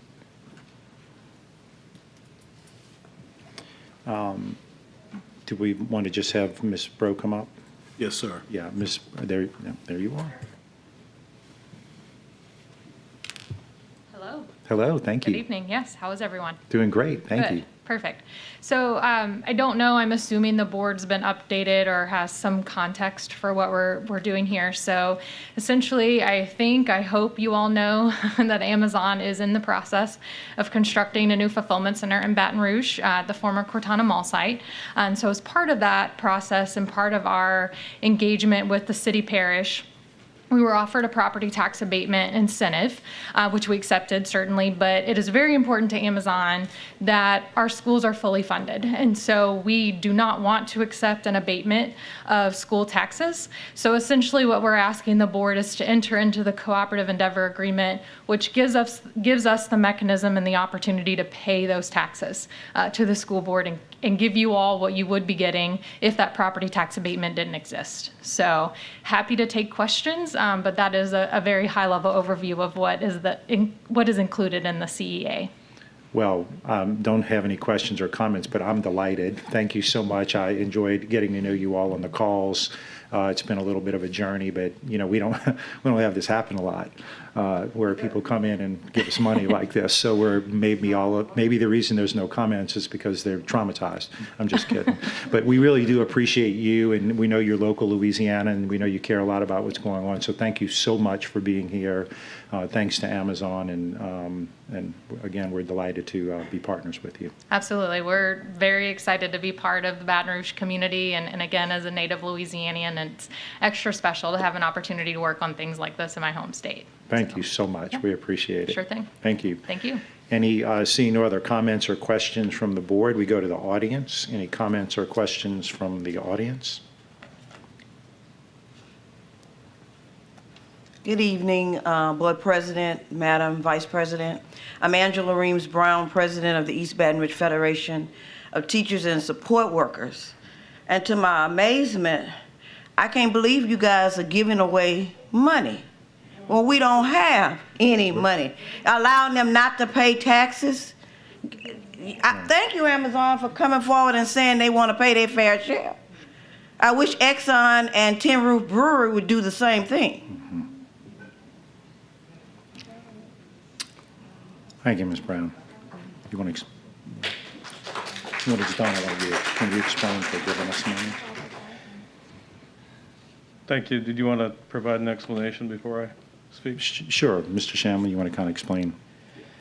Just for clarification, Amazon is actually electing to pay to the school system what they would have not paid through the tax program, through the pilot program. So we're actually receiving directly those monies versus them going through the collection process of the tax collector and the sheriff.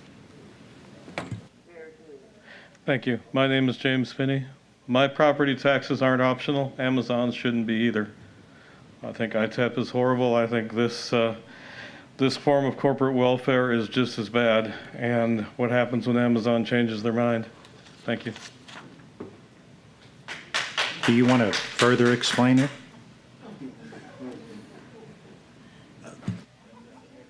Okay. Thank you. Seeing no other comments from the audience, Ms. Ware Jackson. I just want to thank Amazon for giving us back the much needed and the much needed income.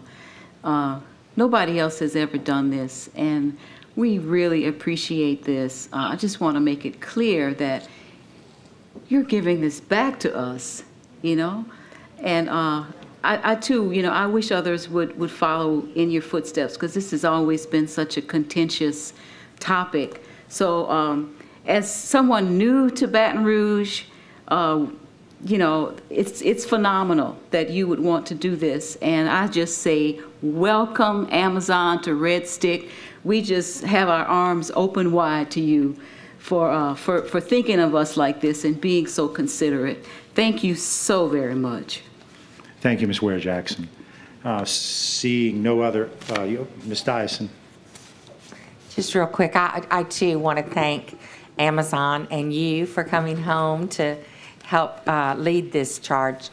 I'm also hopeful that as we design our educational instructional programs, that we will be able to partner for internships that can be at the site. I think there's probably logistics, pathways, and those kinds of things that could feed into a great partnership with you guys. So I'm looking forward to furthering all of our partnership together.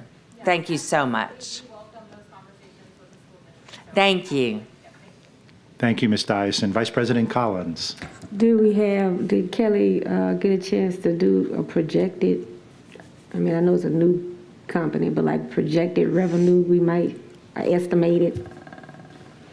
He's asking how much it is. Yeah, Ms. Lopez hadn't had that opportunity, but what we can do is, if Dr. Narcisse is okay, we can have her prepare something in writing for the board, an estimate of what that amount would be annually, and the date it'd be received. So we can have that prepared at the next month for you. Okay, and then did you want to go ahead and give additional clarity? Yeah, so it's, I mean, I'll just be brief. It's my understanding that this is not an ITEP issue. This is more of an incentive program that was provided to Amazon to come here and build and locate. It was a 10-year freeze on the taxes, and so what they're opting to do is instead of enjoying that benefit, pay that amount to the school system directly, if that makes sense. Okay, so then for clarity, and correct me if I'm not understanding, in order for them to consider coming to Baton Rouge in the first place, an incentive was given. That's correct. And then they said, oh, but we don't want to impact school revenue, so we giving this to the schools directly. That's correct. Okay. Everybody good? All right.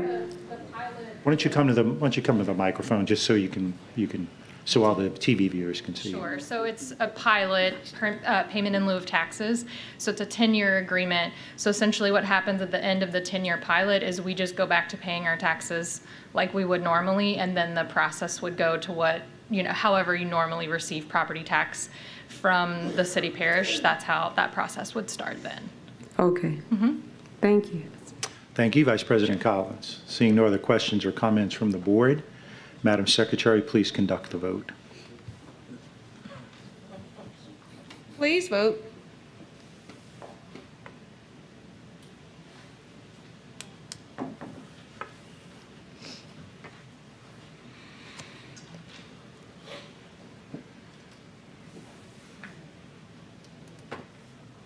The motion carries. Thank you. Thank you, Ms. Brough. We move now to item I1, consideration of a request for the approval of a one-time stipend of $2,000 for East Baton Rouge Parish School System classroom teachers and librarians for the 2021-2022 school year. Strategic Alignment Employment Development Funding Source General Fund. I think, do we have a motion? Is this the motion, or is there another motion? This is it? Okay. Right, I just didn't know if it was different than what was, no, okay. So we have a motion by Board Member Lannis. Is there a second to Mr. Lannis's motion?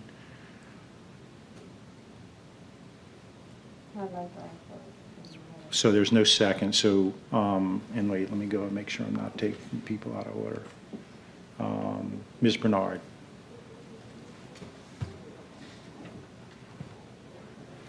I would feel much more comfortable if there was a way that we could postpone this until such time as we can vote on the general fund budget, or at least be presented with the general fund budget for the coming year. Is that a motion? No, I guess not. I guess I'm alone in that. Am I the only fiscal conservative up here? No. I don't know, I don't even know. I'm back on you, Mr. Lannis. I know you probably pressed it for the motion. You want me to go ahead, or you? Correct, no, so I pressed it for the motion. Okay. No, because it didn't get a second, so it doesn't matter. But is this a motion to adopt? Yeah, what was on the agenda? So, Ms. Collins, Vice No, President. but I wasn't in the queue to speak. Okay, go ahead. Oh, that's right, okay. Okay, so you just want to come back and be in the queue to speak? Okay, gotcha. Vice President Collins? Okay. As I had, and so for one, I do share my colleagues' concern about budgetary issues, as I have expressed on various other items.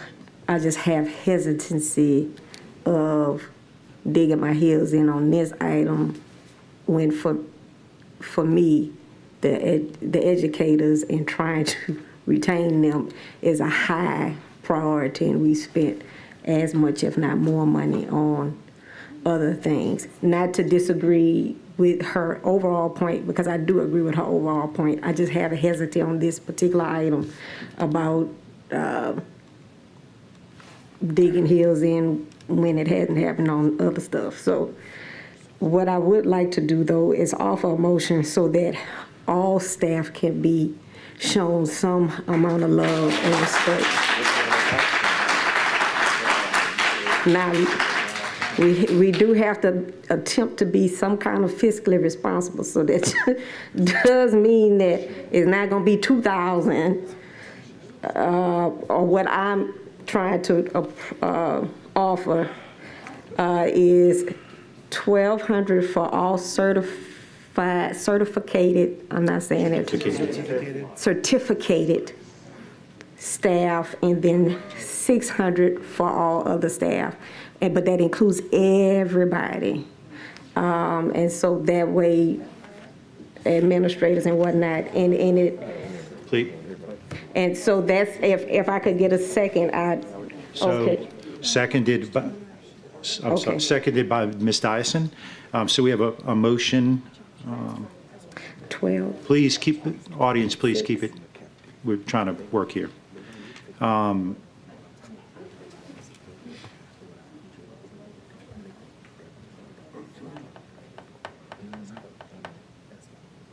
We have a motion and a second. Council, do you have it?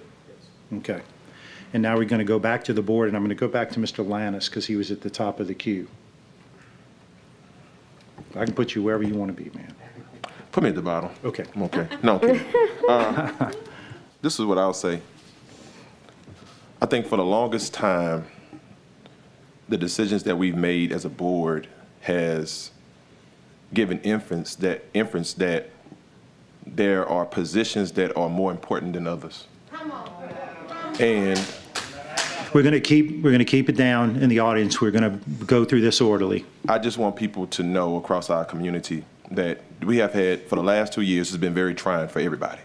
For our bus drivers, cafeteria workers, our janitors, and to say that we are going to, and I'm not taking away from our teachers. I know you all on the front line, and you all deserve your stipend and deserve to be paid too. But what I am simply saying tonight is, for one time, can we please remove the stigma that we're placing positions higher than others when everybody has a contribution to the work that is going into our school system?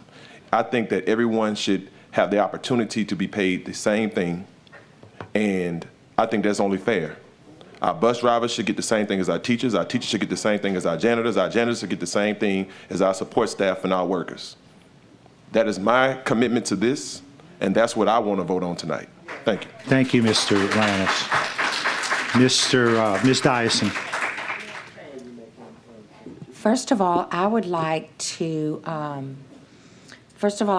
see if we could get Ms. Lopez to come up and read off all of the roles that would fall under the certificated for their stipend.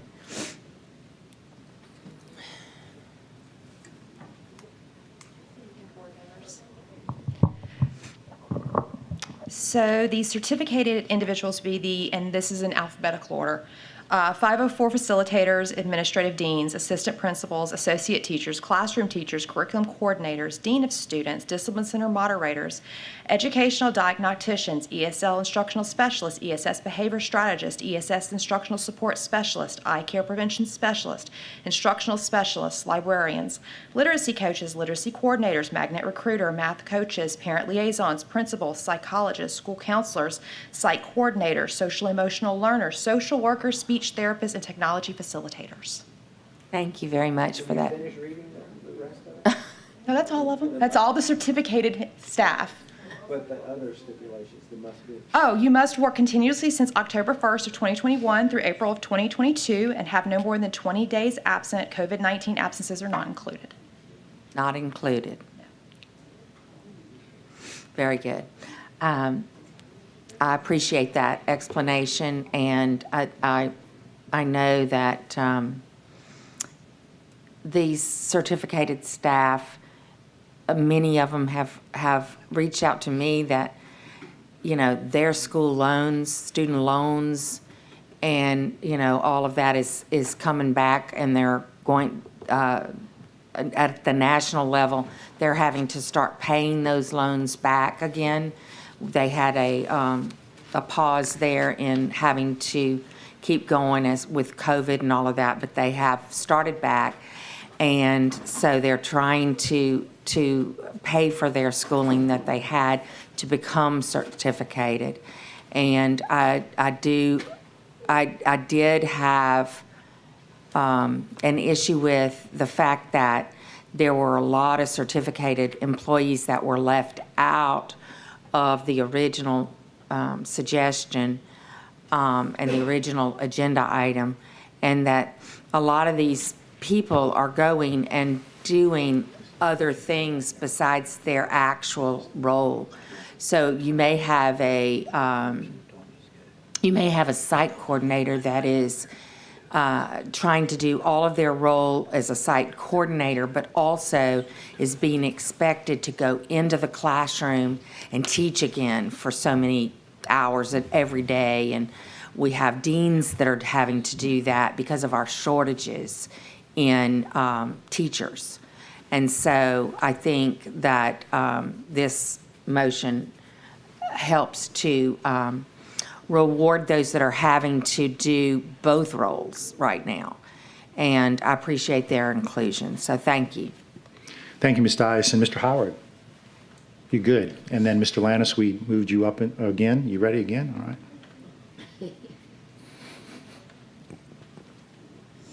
I just want to say for the record, I respect everyone's vote on this particular item. But if this is the motion, and I just want people to understand, I will abstain from it. I do not want to support something that is going to further divide our teachers and all of our staff. Everybody deserves equal pay for the work that they have done. This is not political grandstanding. I understand what this feels like. My mother was a cafeteria worker for East Baton Rouge Parish school system. So I understand what that looks like. I understand what it feels like to know that you're not coming home with anything. And I just want us to all also remember, $600 after you tax it ain't very much. So keep that in mind. Thank you. Thank you, Mr. Lannis. Mr. Godet is out of the room, so I will go to Vice President Collins until he gets back, or not.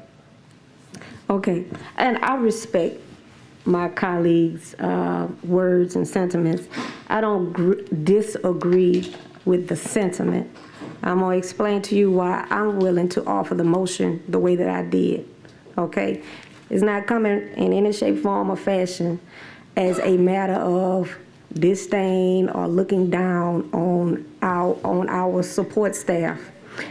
No, it's not, because I've been in communication with your trail bus riders trying to make sure they get the right pay that they need. So my uncle retired from the military. You know what he did? What you do, because it's honorable work, driving buses. So I'm not coming from that place, okay? But the place I'm coming from is a place of, we are an institution of education.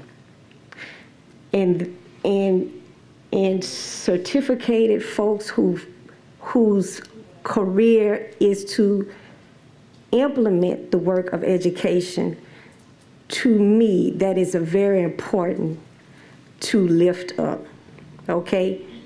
I'm not coming from a place of, y'all, if you don't bring the babies there, they're not gonna get the education. And I agree, okay? But I stand by the motion I gave, all right? I fought for you to be included in the first place. That's all I want to say. Thank you. Thank you, Vice President Collins. Mr. Godet, you would be in line. You good? Ms. Dyson asked That's the question. Great. Thank you. Ms. Ware Jackson. I just wanted to say that I appreciate the effort of including as many as possible, especially those that were previously not included. But I do look forward to this compensation study, because I believe that is the real issue. And when we get to that, maybe we can solve some of the other problems, where, people are feeling like they're not compensated what they should. So I'm not sure exactly when that is coming before us, but I'm certainly looking forward to that. And because that is the real problem. And I appreciate the effort, Dr. Narcisse. And as I said, last time we talked about this, I know it's impossible to please everybody with the amount of money that we're looking at. But, I'm happy that we're doing our best to cover as many as possible. And again, I'm looking forward to the compensation study where we can do some more work in this. Thank you.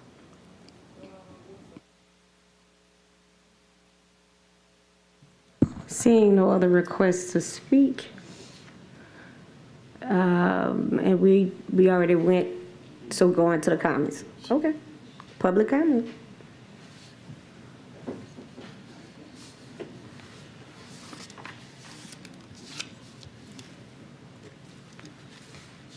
Hello.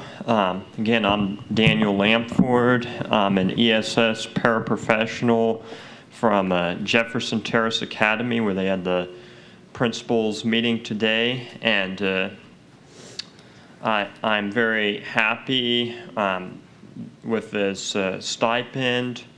Our teachers and support staff, like me, definitely deserve more because for our services that we are providing to the district, we are overworked and underpaid. But I also disagree with Mr. Lannis. I do not believe that everyone should get paid the same amount. That's what my understanding of what he said was, because that sounds like socialism, everyone getting paid the same amount. That creates an incentive problem where people don't want to move up because they're already getting paid so much. I think that there should be a fair amount paid to each worker. But again, I am happy with the stipend.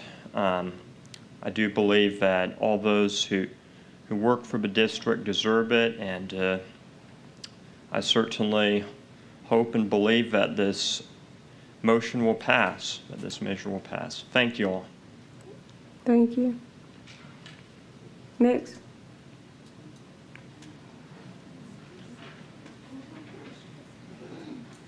Thank you. Again, I'm James Finney. I appreciate my representative's substitute motion. It's certainly better than the original proposal, although I concur with Mr. Lannis that it would be better if everybody were treated. And I can't remember if this is supposed to be the use of equitable or equity or equal, but anyway. But mostly I'm here for a couple other points. First, I think you should defer this until a special meeting on March 3rd, because I think you need the administration to prepare a fiscal note related to your proposal and what it would cost if certain categories all got an across-the-board amount. And furthermore, if you're taking $8 million out of the general fund, that means there's $8 million of stuff that you budgeted for that isn't being spent or won't be available to spend. With regard to the question of whether support staff should be included, support staff have student loans too, at least some of them. And many support staff are already living below the poverty line, and you want to give them a smaller stipend. I'm not sure that's the right message that you want to send. But back to the $8 million that's not already accounted for in the general fund budget, it seems as though you're offering this stipend for rather unique circumstances related to COVID. I thought that's why Congress appropriated all this ESSER money. So I think if any of you are planning at your next election cycle to claim to be even the slightest bit fiscally conservative, you should not be using recurring money for a one-time expense. That's what one-time money is for. And speaking for one of Ms. Collins' other favorite constituents, Storm Matthews, and I agree with her, I have visions of blowing all this general fund money now, even though paying people stipends is nice, and then suddenly in March or April you discover you're broke, and Mr. Narcisse will, with great tears in his eyes, propose a RIF because all the money is gone. All the ESSER money is gone. I'm sure the out-of-state vendors like it, and maybe there was a one-time supplement, but raise salaries, figure out how to do things sustainably, and whenever you approve something, you should know what the cost is and how much is left and how broke you're going to be when Narcisse leaves for his next job in another state. All right, let's calm down. Yes, ma'am. Good evening. Good evening. I Good thank evening. you, Derek, this I really do. I agree with a lot, and I'm thankful for the stipend. Dr. Narcisse, I am really appreciated for you, so I just want to put that out there. Because we ask for change, we getting change. But I will say that I was a teacher, I was a cafeteria worker. I came out due to medical issues. And I will say that the job is more than what people believe.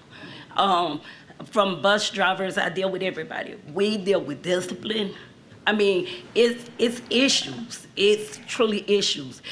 As to when I was growing up, bus drivers and cafeteria workers, it was a lot they didn't have to do. They transport the kids. Now you have a whole heck of a lot. You're a counselor. You don't get paid to be counselor because you don't have a degree. Remember, you have so much going on to where you're motivating the kids, and you're just as involved as the kids as the teachers are. You pushing the kids, and you're showing the kids that you want them to be better than where you are. It's so much that comes from being a support worker. But I do appreciate putting a stipend on the table, period. I told my coworkers, my former coworkers, I will talk for them. So I appreciate that, but I'm just saying, just keep in consideration that the teachers don't just have it hard, because, the aides have it just as hard, the sub-teachers have it just as hard. Everybody has it just as hard, because we all play a vital role in getting our kids further. These kids are not the same kids we were. So, it's vital, and I just want everybody to just take that in consideration, everybody's role. Thank you. Thank you very much.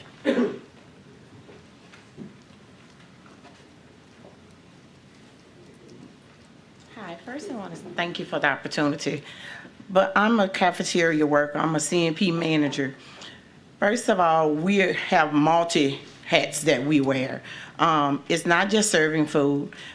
These last 2 years have been crucial.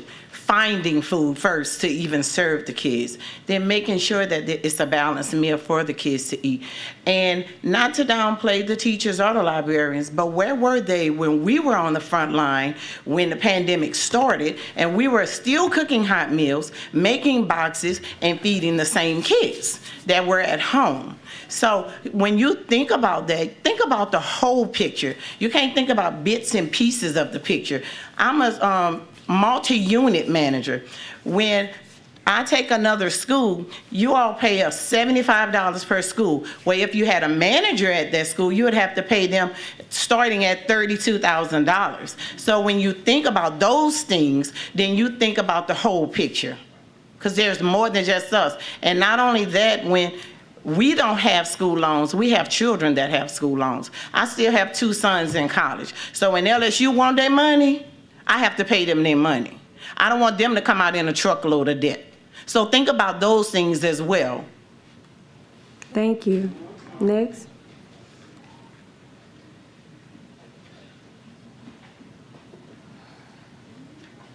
Good evening. I just want to say I think the board should approve the stipend. It's well earned from the teachers. I just want to say, as a parent, I have children, and I do have one that gives probably everybody, the cafeteria, the bus, everybody, a little problem, but it's understood. I think stipend should be equal out to everyone. Everybody earned it. It's seen around the schools daily. And just want to thank everybody, and thank you, Dr. Narcisse, for even coming up with the board to have the stipend available. Thank you. Thank you. Next.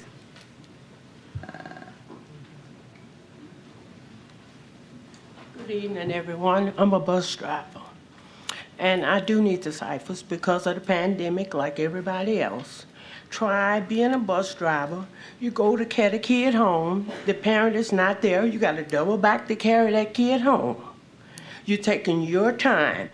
The first person that kid sees in the morning is us. They see us with a smile on our face saying good morning. We don't pick those kids up. They don't have nobody to teach. Bottom line. If we decide to walk, who gonna get the kids to school? Y'all want the keys? That's what it's gonna be, because we work hard for our money. Like me, I got my route changed in 2 weeks ago. I've learned one route and drove it the whole year. Now they come 2 weeks ago and tell me I gotta start picking up some other kids. I didn't complain. I learned that route because that was a new route. That's my job. I love what I do. But I also want to be treated fairly too. Thank y'all. Thank you.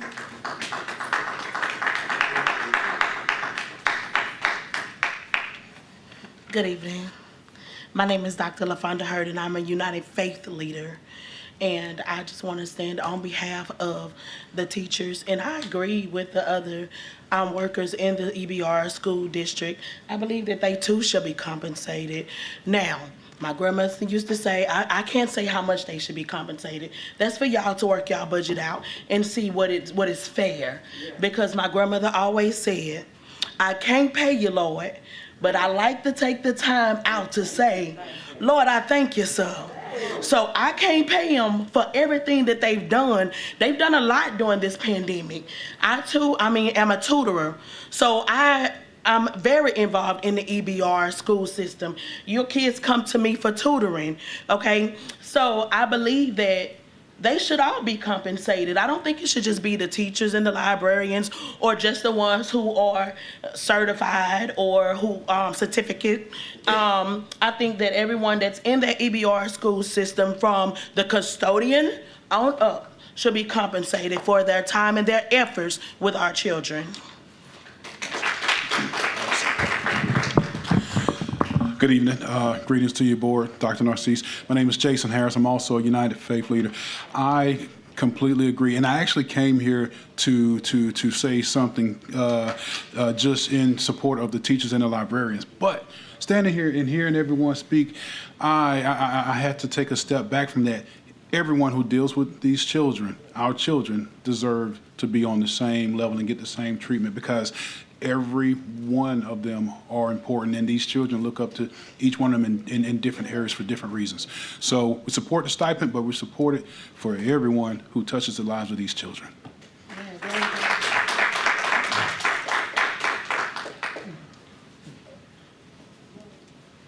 Good evening, everyone. Thank you for this moment, allowing me to speak. I'm just here to say that I support the stipend. And I wish that we take care of the business, go ahead and get it passed, create the movement that can be created currently. You're going to have to work out some issues. All that's to be done. A lot of things have been taken into consideration with the stipend being before the board. I'm here to support it being passed. Thank you. Yes, ma'am.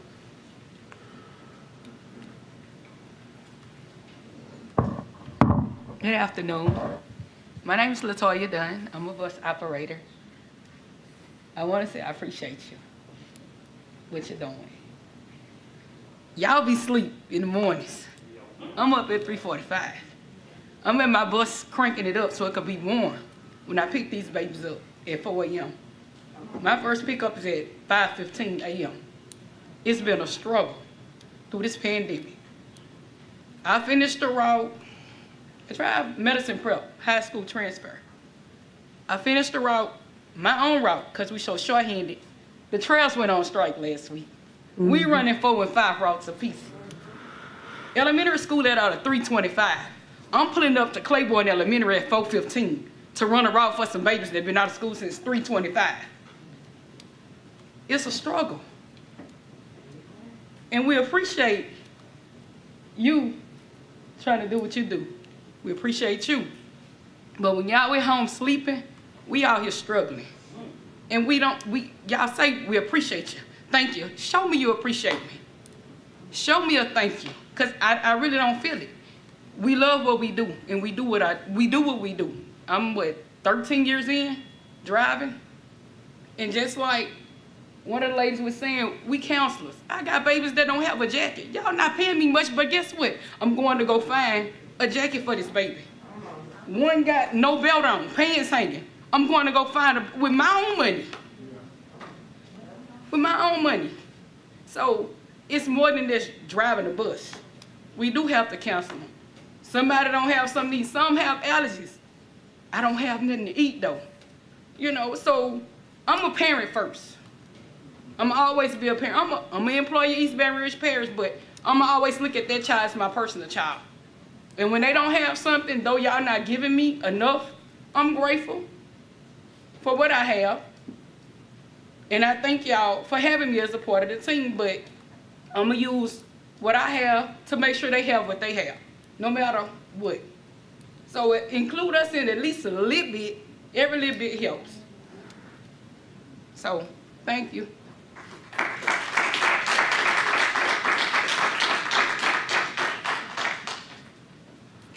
Good evening, Catherine Carmichael. I live in District 7.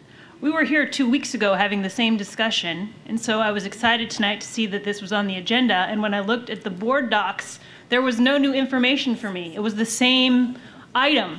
And so I thought that during these 2 weeks, the administration was going to provide us with more information. Vice President Collins cited the Secretary of Education Cardona with how to use the ESSER monies to support our staff, both our support staff and our teachers. So where's the information that we asked for 2 weeks ago?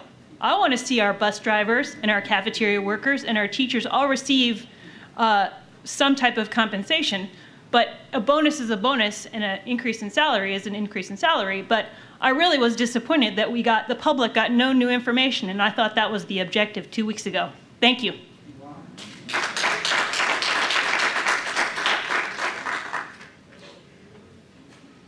Good evening.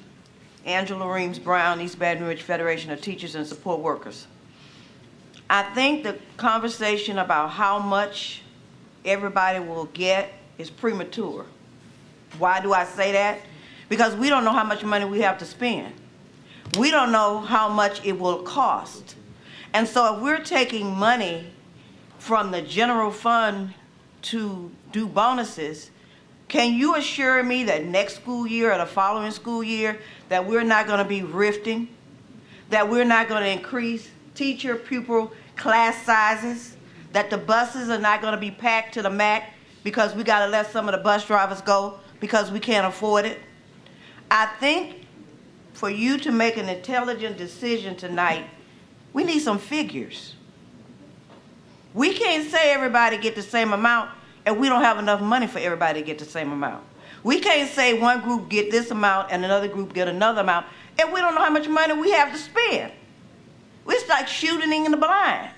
So as the former speaker said, I think we need to see some figures so that whatever decision we make about a stipend, it don't come back to bite us in the butt next year or the following year.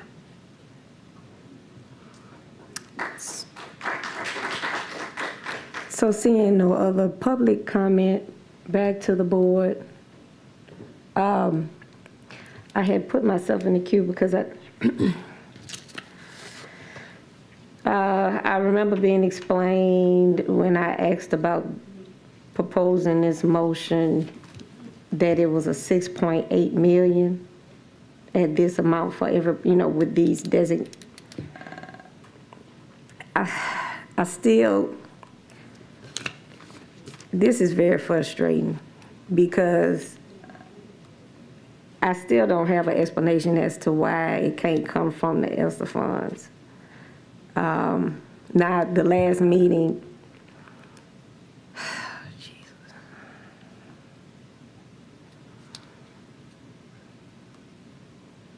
all right, the figure is 6.8, not the 8 million. 6.7, almost 7 million is still significant.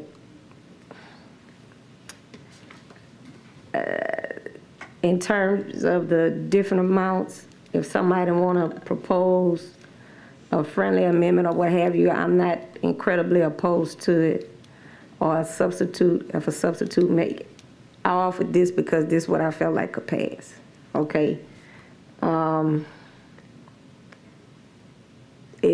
this, for me, puts me in a catch-22 because, as I expressed from the beginning, I agree with my colleague to my right, and I agree with you and your rep, Angela Reams Brown. Where are we in the budget? But then at the same time, since for months, things have been coming up on the budget and I've been asking that same question and it's just passing. And so then I'm feeling like, well, I mean, how can I say no to teachers when everything else just going with no checks on the budget?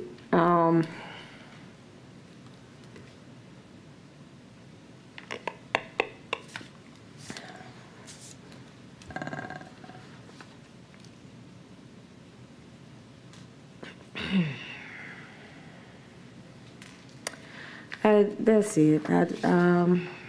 My colleague, Board Member Lannis, had some comments. Yes, ma'am, Ms. Collins, and I thank you for allowing the floor to be opened up for a possible motion. I do agree with a lot of what the public has said, and I do think that there should be an extended level of transparency around, one, where the money is coming from, and two, exactly how the money is going to be spent. But I think now we're in a critical juncture where we have presented something to the public and people are expecting, they have an expectation.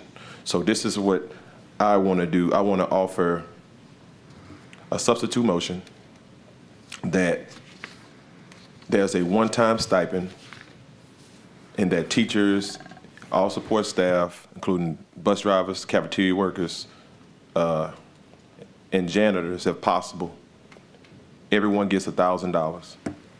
And it's equal across the board. Again, this is not a salary ladder, because if you look at the salary ladder, it's going to be different. But for the sake of this stipend, let's keep it fair, let's keep it balanced, and let's keep it equitable. Everybody contribute, so everybody deserves a fair share in what we're going to give out to our community, a staple of workers. So that would be my my substitute motion. Thank you.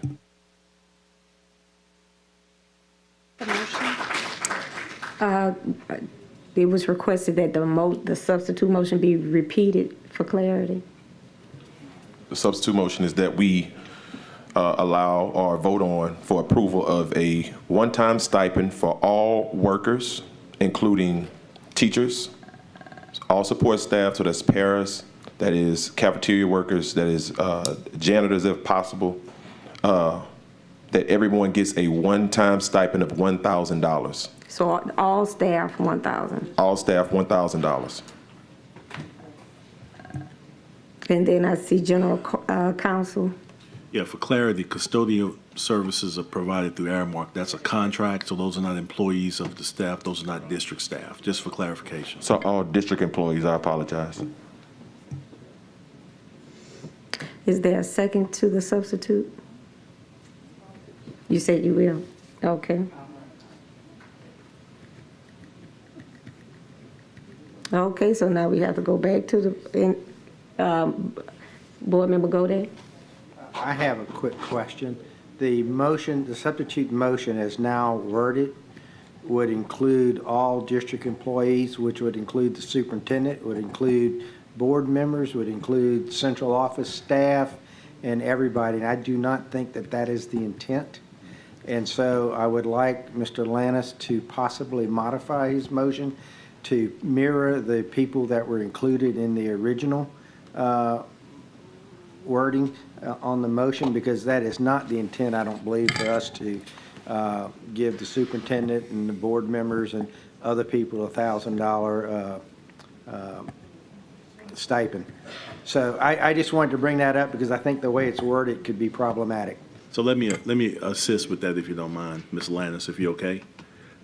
Right. So I think your substitute motion would be to approve a one-time stipend of $1,000 for all district staff as specified by Ms. Lopez in her presentation, or as stipulated by Ms. Lopez in her presentation. As long as all district staff is included, I will support it. If anyone is excluded with the exception of janitors, then I will not. Well, for clarification, Mr. Gode pointed out that that would include central office staff, the superintendent, everyone, so that would include the superintendent and everyone. So I think Mr. Gode's specification was, is that your intent? No. So, all right, thank you for that clarity, no. So I do not want to include central office, superintendent, and anyone else. This is just for teachers, cafeteria workers, paras, support staff at that level, and also, who am I missing somebody? Clerical, I'm sorry. Thank y'all. Central office is considered support staff. Yeah, so central office is considered support staff, so I think we need to get some clarification around specific categories of employees, and maybe Ms. Lopez can come up and assist with that. Okay.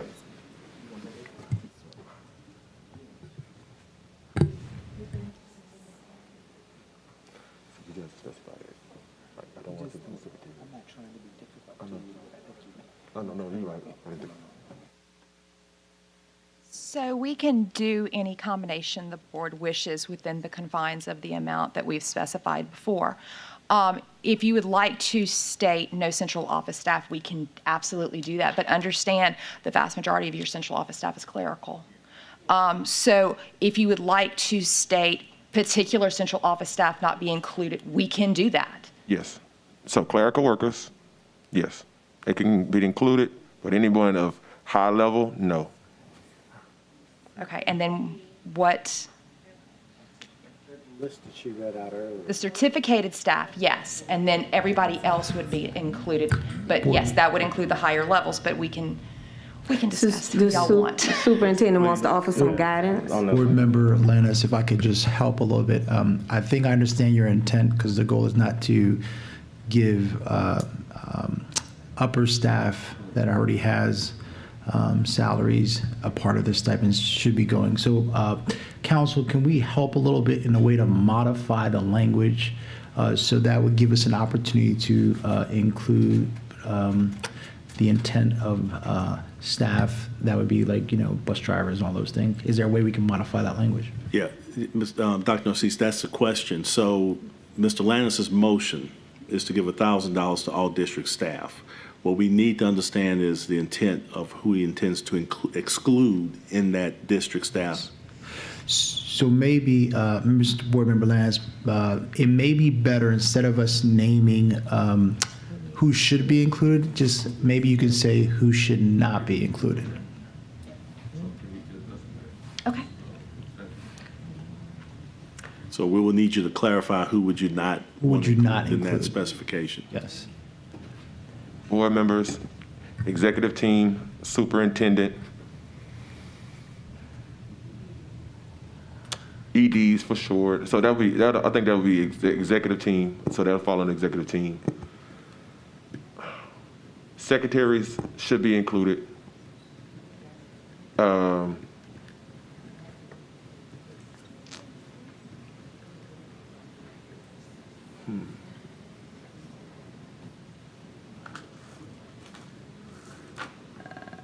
I missing an exclusion?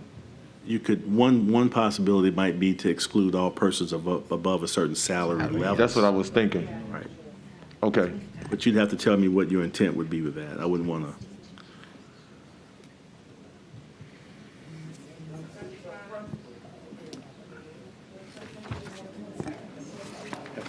What is the, Ms. Lopez, I'm sorry.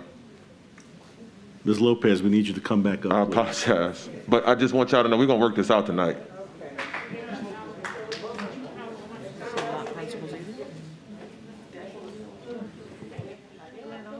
Ms. Lopez. Yes, sir. How much do principals get paid? It varies anywhere between approximately $85,000 and $110,000. All right, so principals will be excluded. Board Member Lannis, can I make a recommendation? Can we just specify a salary, anyone that makes over a particular salary, and then that should help that? So let's say anyone that makes above $60,000. You're going to start leaving out teachers. Okay. Lord Jesus.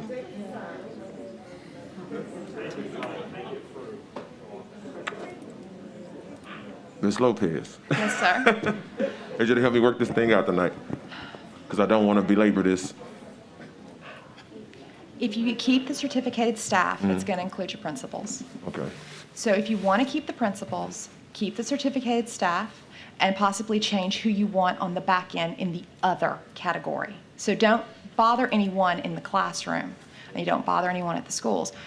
Start with the other areas, like central office, if that's what you want to exclude. Anyone who makes over a certain amount at central office would be excluded. Or if you Okay. want to say, like when you were originally going, like you could say all cabinet members could be excluded because these are your higher level at the central office. I think it may be easier if central office to say the salary. Probably. Okay. Because I hate for you to cut out certain categories at the schools unintentionally. Correct. Trying to do that. Okay. So if I said central office, $60,000, who's included in that? That'll be all your clerical. Some of your managers would not be included anymore. Trying to go through the central office in my head.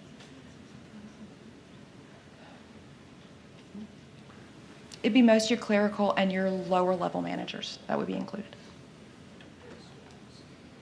Okay, let's go with that.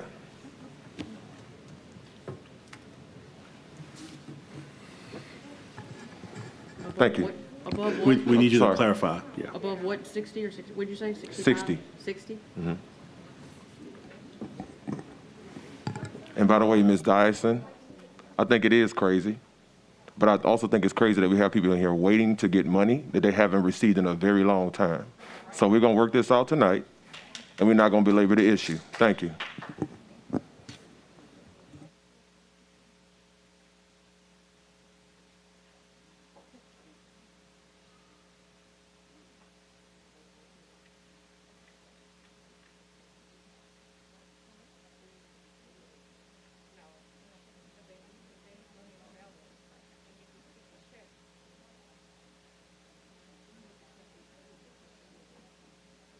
Okay, I'm going to read the motion, Mr. Landis, to you. Tell me if this kind of meets your intention.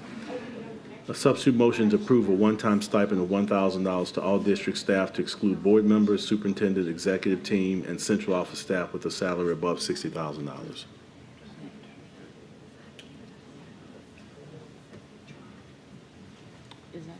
Is that acceptable? It's worded like that, can I get the principal's name?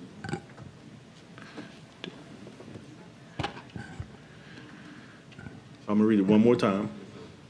Substitute motion to approve a one-time stipend of $1,000 to all district staff to exclude board members, the superintendent, and the executive team, and central office staff with a salary above $60,000. Is the second, who's the second on it? This is a substitute motion. Mr. Howard. Mr. Howard? Mr. Howard, you're the second on this? Yes.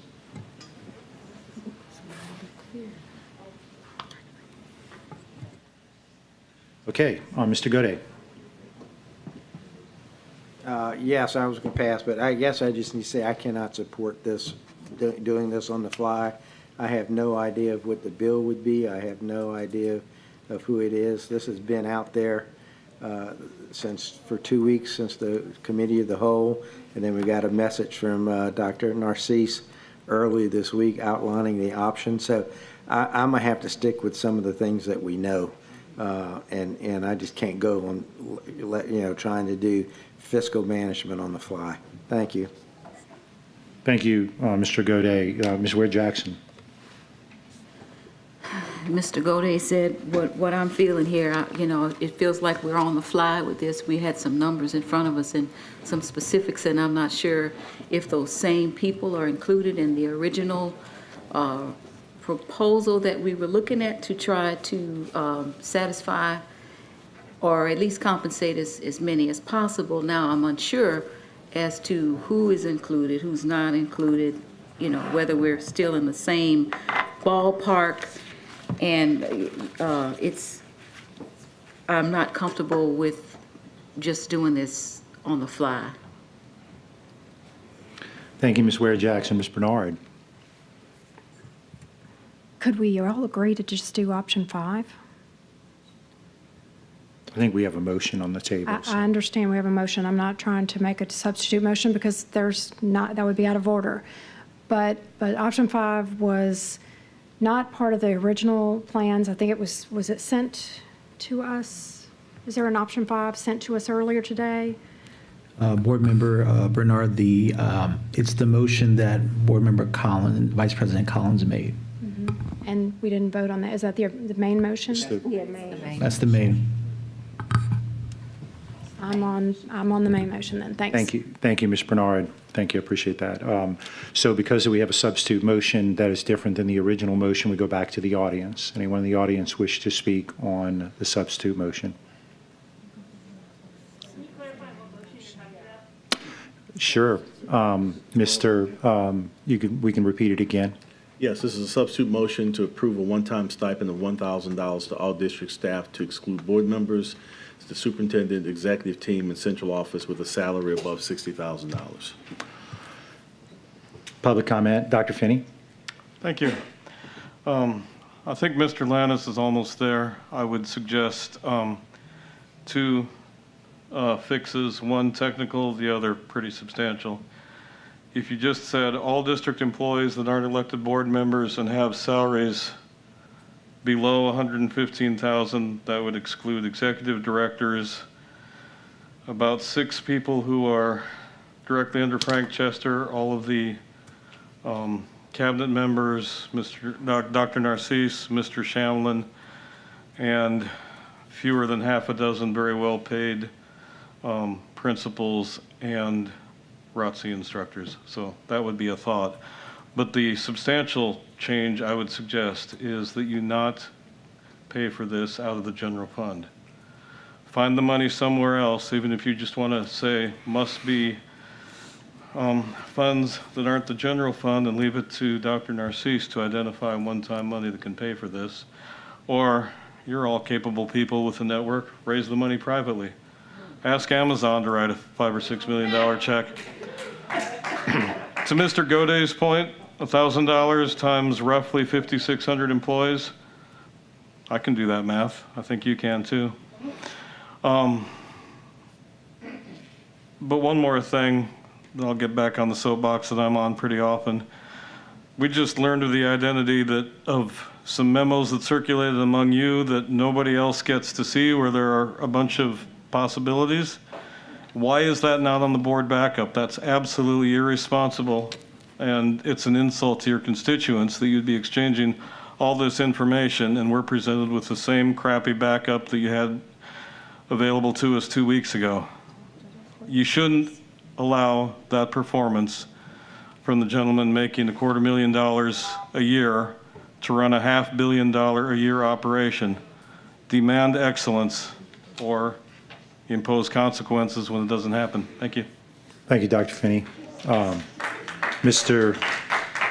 Lucier, a rare appearance at the mic. Hey, I'm not going to speak with the same indignation Mr. Finney did. Charles Lucier with the Advocate. But I do think that he makes a solid point with the memo that you all were alluding to. Historically, when you get new information, you will add it for the public to see. There was a clear indication 2 weeks ago there was a desire from the board for more options, but none of these have been shared with us. And we're finding out about it secondhand at the meeting when it seemed like it would be very easy to have put it out there earlier in the week for people to judge themselves and give you some feedback for. So I don't know if that was just an oversight, but I think that was a mistake, and I think you guys should be able to correct that pronto. Thank you. Thank you, Mr. Lucier. Any other comments from the audience?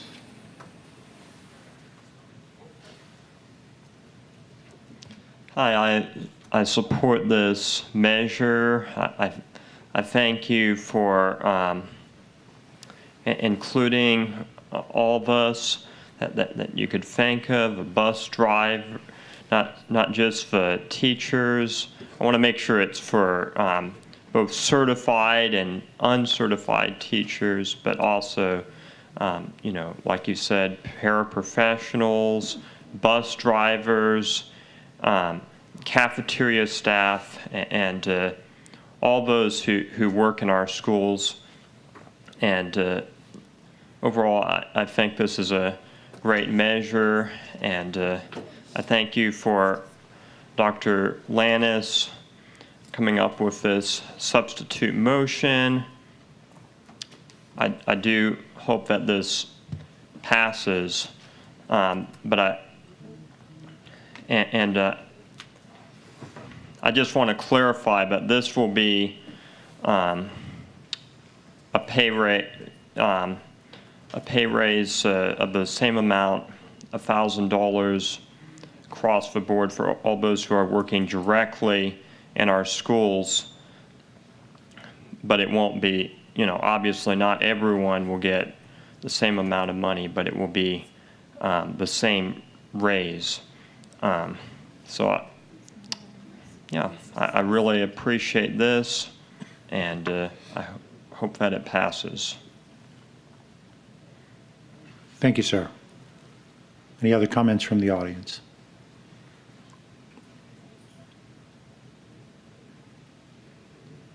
Yes, you all have heard from me earlier. Y'all saying somebody make under 50,000 or 60,000. No disrespect to you, Darius, because I know you're looking out for us, and I applaud you for that. But being a bus driver for 11 years, I bring home $20,000 a year. Now, you tell me I don't need help? Come on now. And I'm not in this for the money. I'm in this because I love the children. And you all seem to think y'all forgetting about what we do it for. Everybody in here, most of us, the bus drivers, we make $20,000 a year or less. And we look at everybody up here, everybody's making these decisions, but you're not really thinking about us. I've been driving for 11 years and I make $20,000 a year.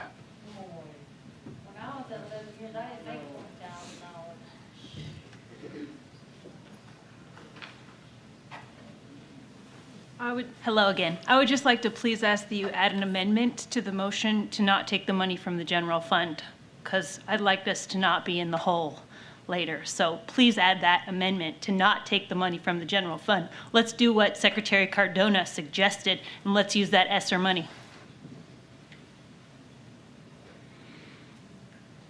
Any other comments from the audience?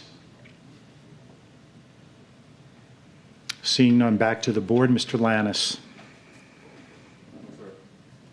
Good. Okay, so we are, I'm sorry, I already forgot about you, Mark. Mark's computer's not working. Wasn't slight you. Mark, Mr. Ballou, I'm sorry. Thank you, President Tappan.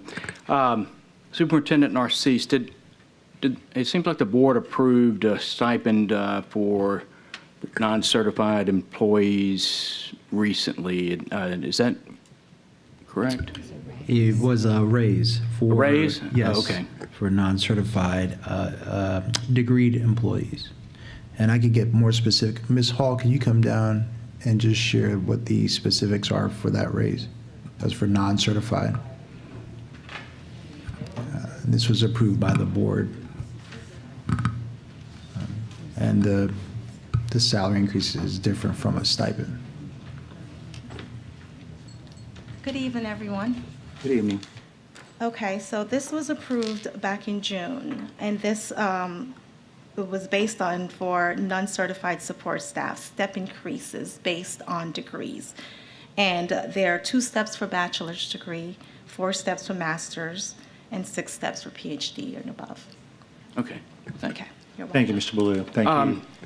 The only comment I wanted to make is I don't support the substitute motion simply because I think we've gotten away from the original intent of the superintendent's request, and that was to, to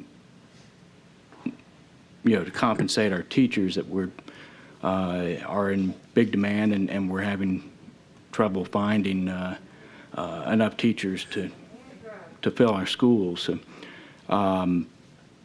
I would support Ms. Collins' original motion, and I intend to if this one fails, but I'm not supporting the substitute motion. So, thank you. Thank you, Mr. Ballou, and sorry for slighting you there. So we are on the substitute motion. And just for good clarity, can you repeat it? Everybody knows what they're voting on. Yes, sir. Substitute motion to approve a one-time stipend of $1,000 to all district staff to exclude board members, the superintendent, the executive team, and the central office, with a salary above $60,000. Thank you, Mr. Shamlin. Madam Secretary, please conduct the vote. Please vote.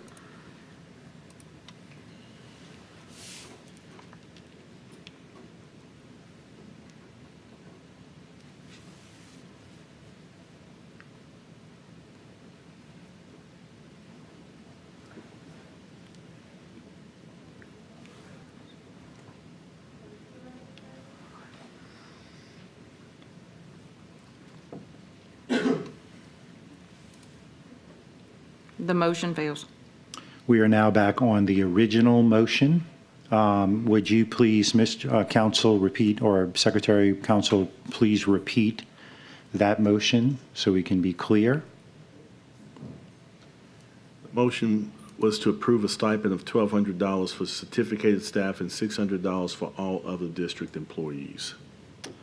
That is the main motion on the floor. Okay. Vice President Collins. I just want to make sure before we vote, is there any appetite for a friendly amendment to the main motion about leaving where the money comes from instead of saying it has to come from the general fund? Can we leave it to the, for the superintendent to determine? Yeah. And that way it gives some opportunity to explore and review the budget, the whole budget, to see if we don't take from the general fund. Is there? Well, first off, the second, how does the second? Ms. Dodson. I think we need to leave it as is. So I think that the superintendent has already determined how he wants to have this paid. Thank you, Ms. Dyson. You still have the floor. Okay. I mean, all right. As a whole substitute motion? No, the substitute motion is gone. We're in the primary motion, which you made and Ms. Dyson seconded. She is not accepting of the amendment, so we're still just on the regular motion. Okay. You done, Vice President? I'm done. Thank you. Mr. Lannis. Yes. Again, I don't want to belabor this, but I will say that it pains me to know that if we have options, why are we choosing one instead of letting everybody see what we have? And then we dialogue about it, and then the public gets to see it, they voice their opinion, and then we vote on it. But to simply come with one option, I just don't think that it's fair, and I don't think that it is inclusive. But this would be my friendly to you, Ms. Collins, if possible. Can we adjust the dollar amount to make it fair for our employees? This is what I'm saying. If it's already $1,200 going to teachers, and then we have $600 going to non-certified, can we make it $800 for non-certified and $800 for teachers? It would not change the dollar amount of the total allocation if we did it that way. Well, I don't perceive an appetite. I don't perceive an appetite from our colleagues that it would pass. And so I just want people to be able to get compensated. And so I'm trying to get to a place where all of the motions not failing. Okay? Okay. But I respect your sentiment. Thank you, Vice President Collins and Mr. Lannis. We are now on the main motion. Madam Secretary, please call for the vote.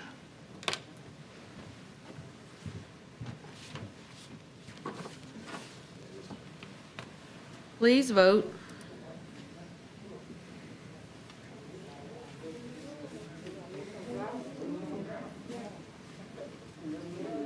Mr. President, just as a quick, did we go to the public on the main Yes, motion? we went to them on the main motion, we went to them Okay. on the substitute motion. Yeah, I just wanted to make sure we didn't. I know I was kind of double checking my notes. But thank you, Mr. Godet, because it's been a little more challenging. So do we have a vote count?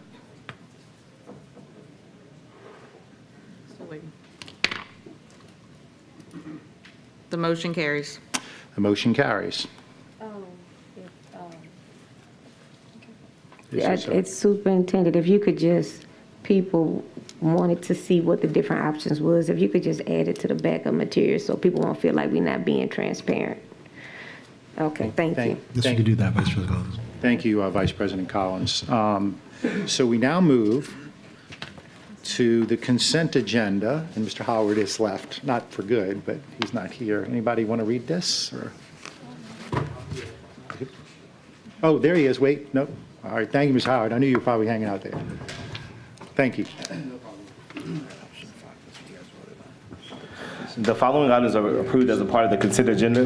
The following items are considered to be routine and will be enacted in one motion. There will be no separate discussions of items unless a board member so requests, in which event the item will be removed from the consent agenda and considered as an item on the regular agenda for separate vote preceding the last item on the regular agenda. Expansion of the Mandarin program. Consideration of a request for the approval to create a vertical pathway for the Mandarin program from the BR Flame to Westdale Middle for the 2022-2023 school year. Strategic alignment is student achievement and operational excellence funding source, $240 million, ESSA 3, Action 2, $15,000 general fund, Ms. Porter and Dr. Robertson. Professional service contract, ESSER. Consideration of a request for the approval of the professional service contract between the East Baton Rouge Parish School Board and the National Institute for Excellence in Teaching in the amount of $54,750 to provide professional development for instructional leadership teams. Strategic alignment, employment development, funding source, ESSER 2, Action 2. Number 4, professional service contract pre-K. Consideration of a request for the approval of the professional service contract between the East Baton Rouge Parish School Board and Power School in the amount of $17,026.44 for pre-K coordinated enrollment lottery, strategic alignment, student achievement funding source, ESSER 2. Land purchase, consideration of a request to authorizing the board president in consultation with general counsel and real estate consultant to negotiate a purchase agreement for a portion of a tract of land as may be finally determined, final site plan and final resolution with Brett of the land as outlined in the current tax plan of the building for the school in South Baton Rouge. Item 6, litigation, consideration of the request for the approval of the recommendation from Gwen Shamlin, General Counsel, East Baton Rouge Parish School Board in the matter of Chelsea Ballard on behalf of her minor child, name redacted, surviving child of the deceased Kobe Hart versus Geraldine LeBlanc, East Baton Rouge Parish School System and Berkeley Insurance Company, suit number 684-734, section 24, 19 JDC, East Baton Rouge Parish, and to provide for related matters, Mr. Shamlin. I so move. Consent agenda moved by Mr. Howard, seconded by Mr. Godet. Does any board member wish to pull an item off the consent agenda? I think we need to pull item I3, J3. J3, yes, sir. Any other board member wish to pull an item? Seeing none, we go, seeing the board is clear on the consent agenda, which is all of the items except for 3. We now go to the audience. Any comments on the consent agenda minus 3? Seeing no movement toward the microphone, we come back to the board. The board is clear. Madam Secretary, please conduct the vote. Please vote.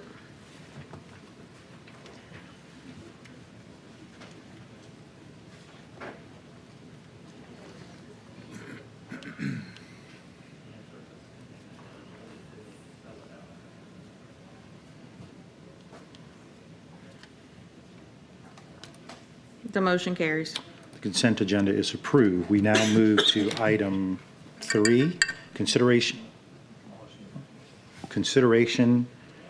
of a request for the approval of the professional services contract between the East Baton Rouge Parish School Board and the National Institute for Excellence in Teaching in the amount of $54,750 to provide for professional development for instructional leadership team, strategic alignment, employee development, funding source, ESSER. Ms. Bernard? I move that we postpone the item.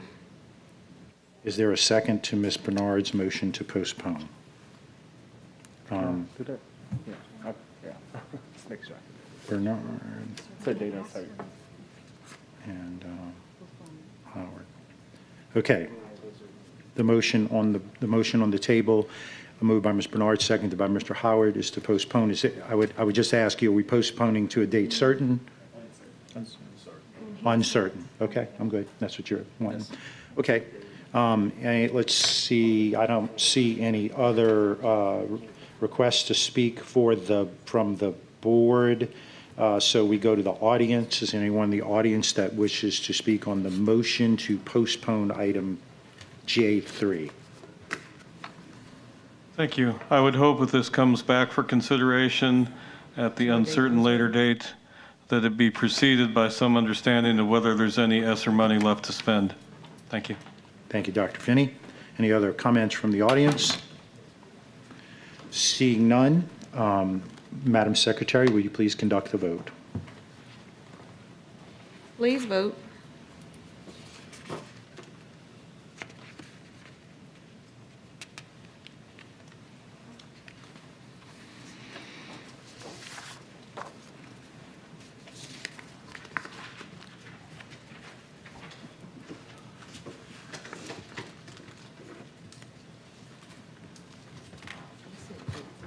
The motion carries.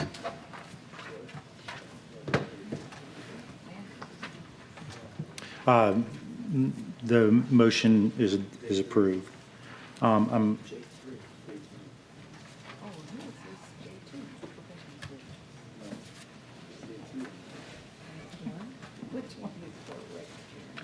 It's the one I read in. It would be the one I read. Yeah. We might be having dueling agendas going on over here. Let's see. Okay, so we're on item K, an update on redistricting. Go ahead. I'm sorry.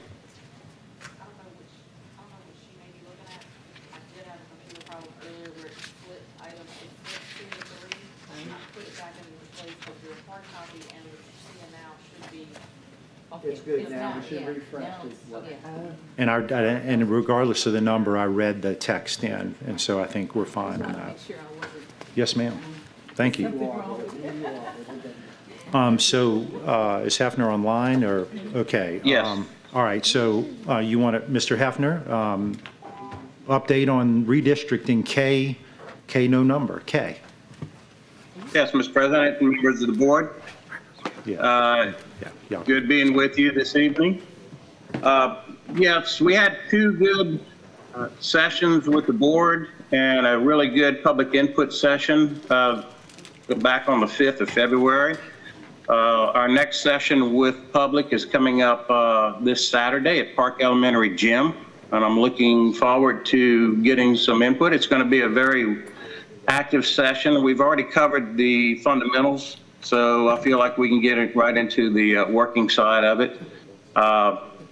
After we have that, we have another school board workshop, then another public one, and then we're shooting for March 3rd to try to coalesce on a plan that we can advertise then, and then set up a meeting to adopt after the 20-day publication period.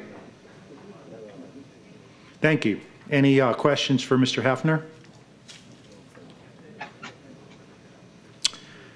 Seeing no questions or comments for the board, Mr. Hefner, thank you for being on the line, and thank you for the update, and I look forward to seeing you Saturday. Excellent. Appreciate it. We move to item L, announcement of meetings, redistricting public forum to be held on, oops, I'm sorry. I'm reading your deal, Ms. Dyson. I was jumping on it. You are. I was sprinting for home. Go ahead. Announcements of meetings. Redistricting public forum to be held on February 19th, 2022 at 9 a.m. at Park Elementary. Some or all board members may attend. Not an official meeting of the board. Pathways to Bright Futures informational session to be held on February 22nd, 2022 at 6 p.m. at Estruma High School. Some or all board members may attend. Pathways to Bright Futures informational session to be held on February 23rd, 2022, at 6 p.m. at McKinley High School. Summer, all board members may attend. Redistricting Board Workshop to be held on February 24th, 2022, at 5 p.m. at the Professional Development Center. Redistricting Public Forum to be held on February 26th at 9 a.m. at the Instructional Resources Center, IRC. Some or all board members may attend, not an official meeting of the board. Pathways to Bright Futures informational session to be held on March 9th, 2022 at 6 p.m. at Scotlandville High School. Some or all board members may attend. Pathways to Bright Futures informational session to be held on March 10th, 2022 at 6 p.m. at Woodlawn High School. Some or all board members may attend. Pathways to Bright Futures informational session to be held on March 14th, 2022 at 6 p.m. at Baton Rouge Magnet High School. Some or all board members may attend. And I move to adjourn. There's a motion to adjourn, which I'm sure no one will object. Meeting adjourned.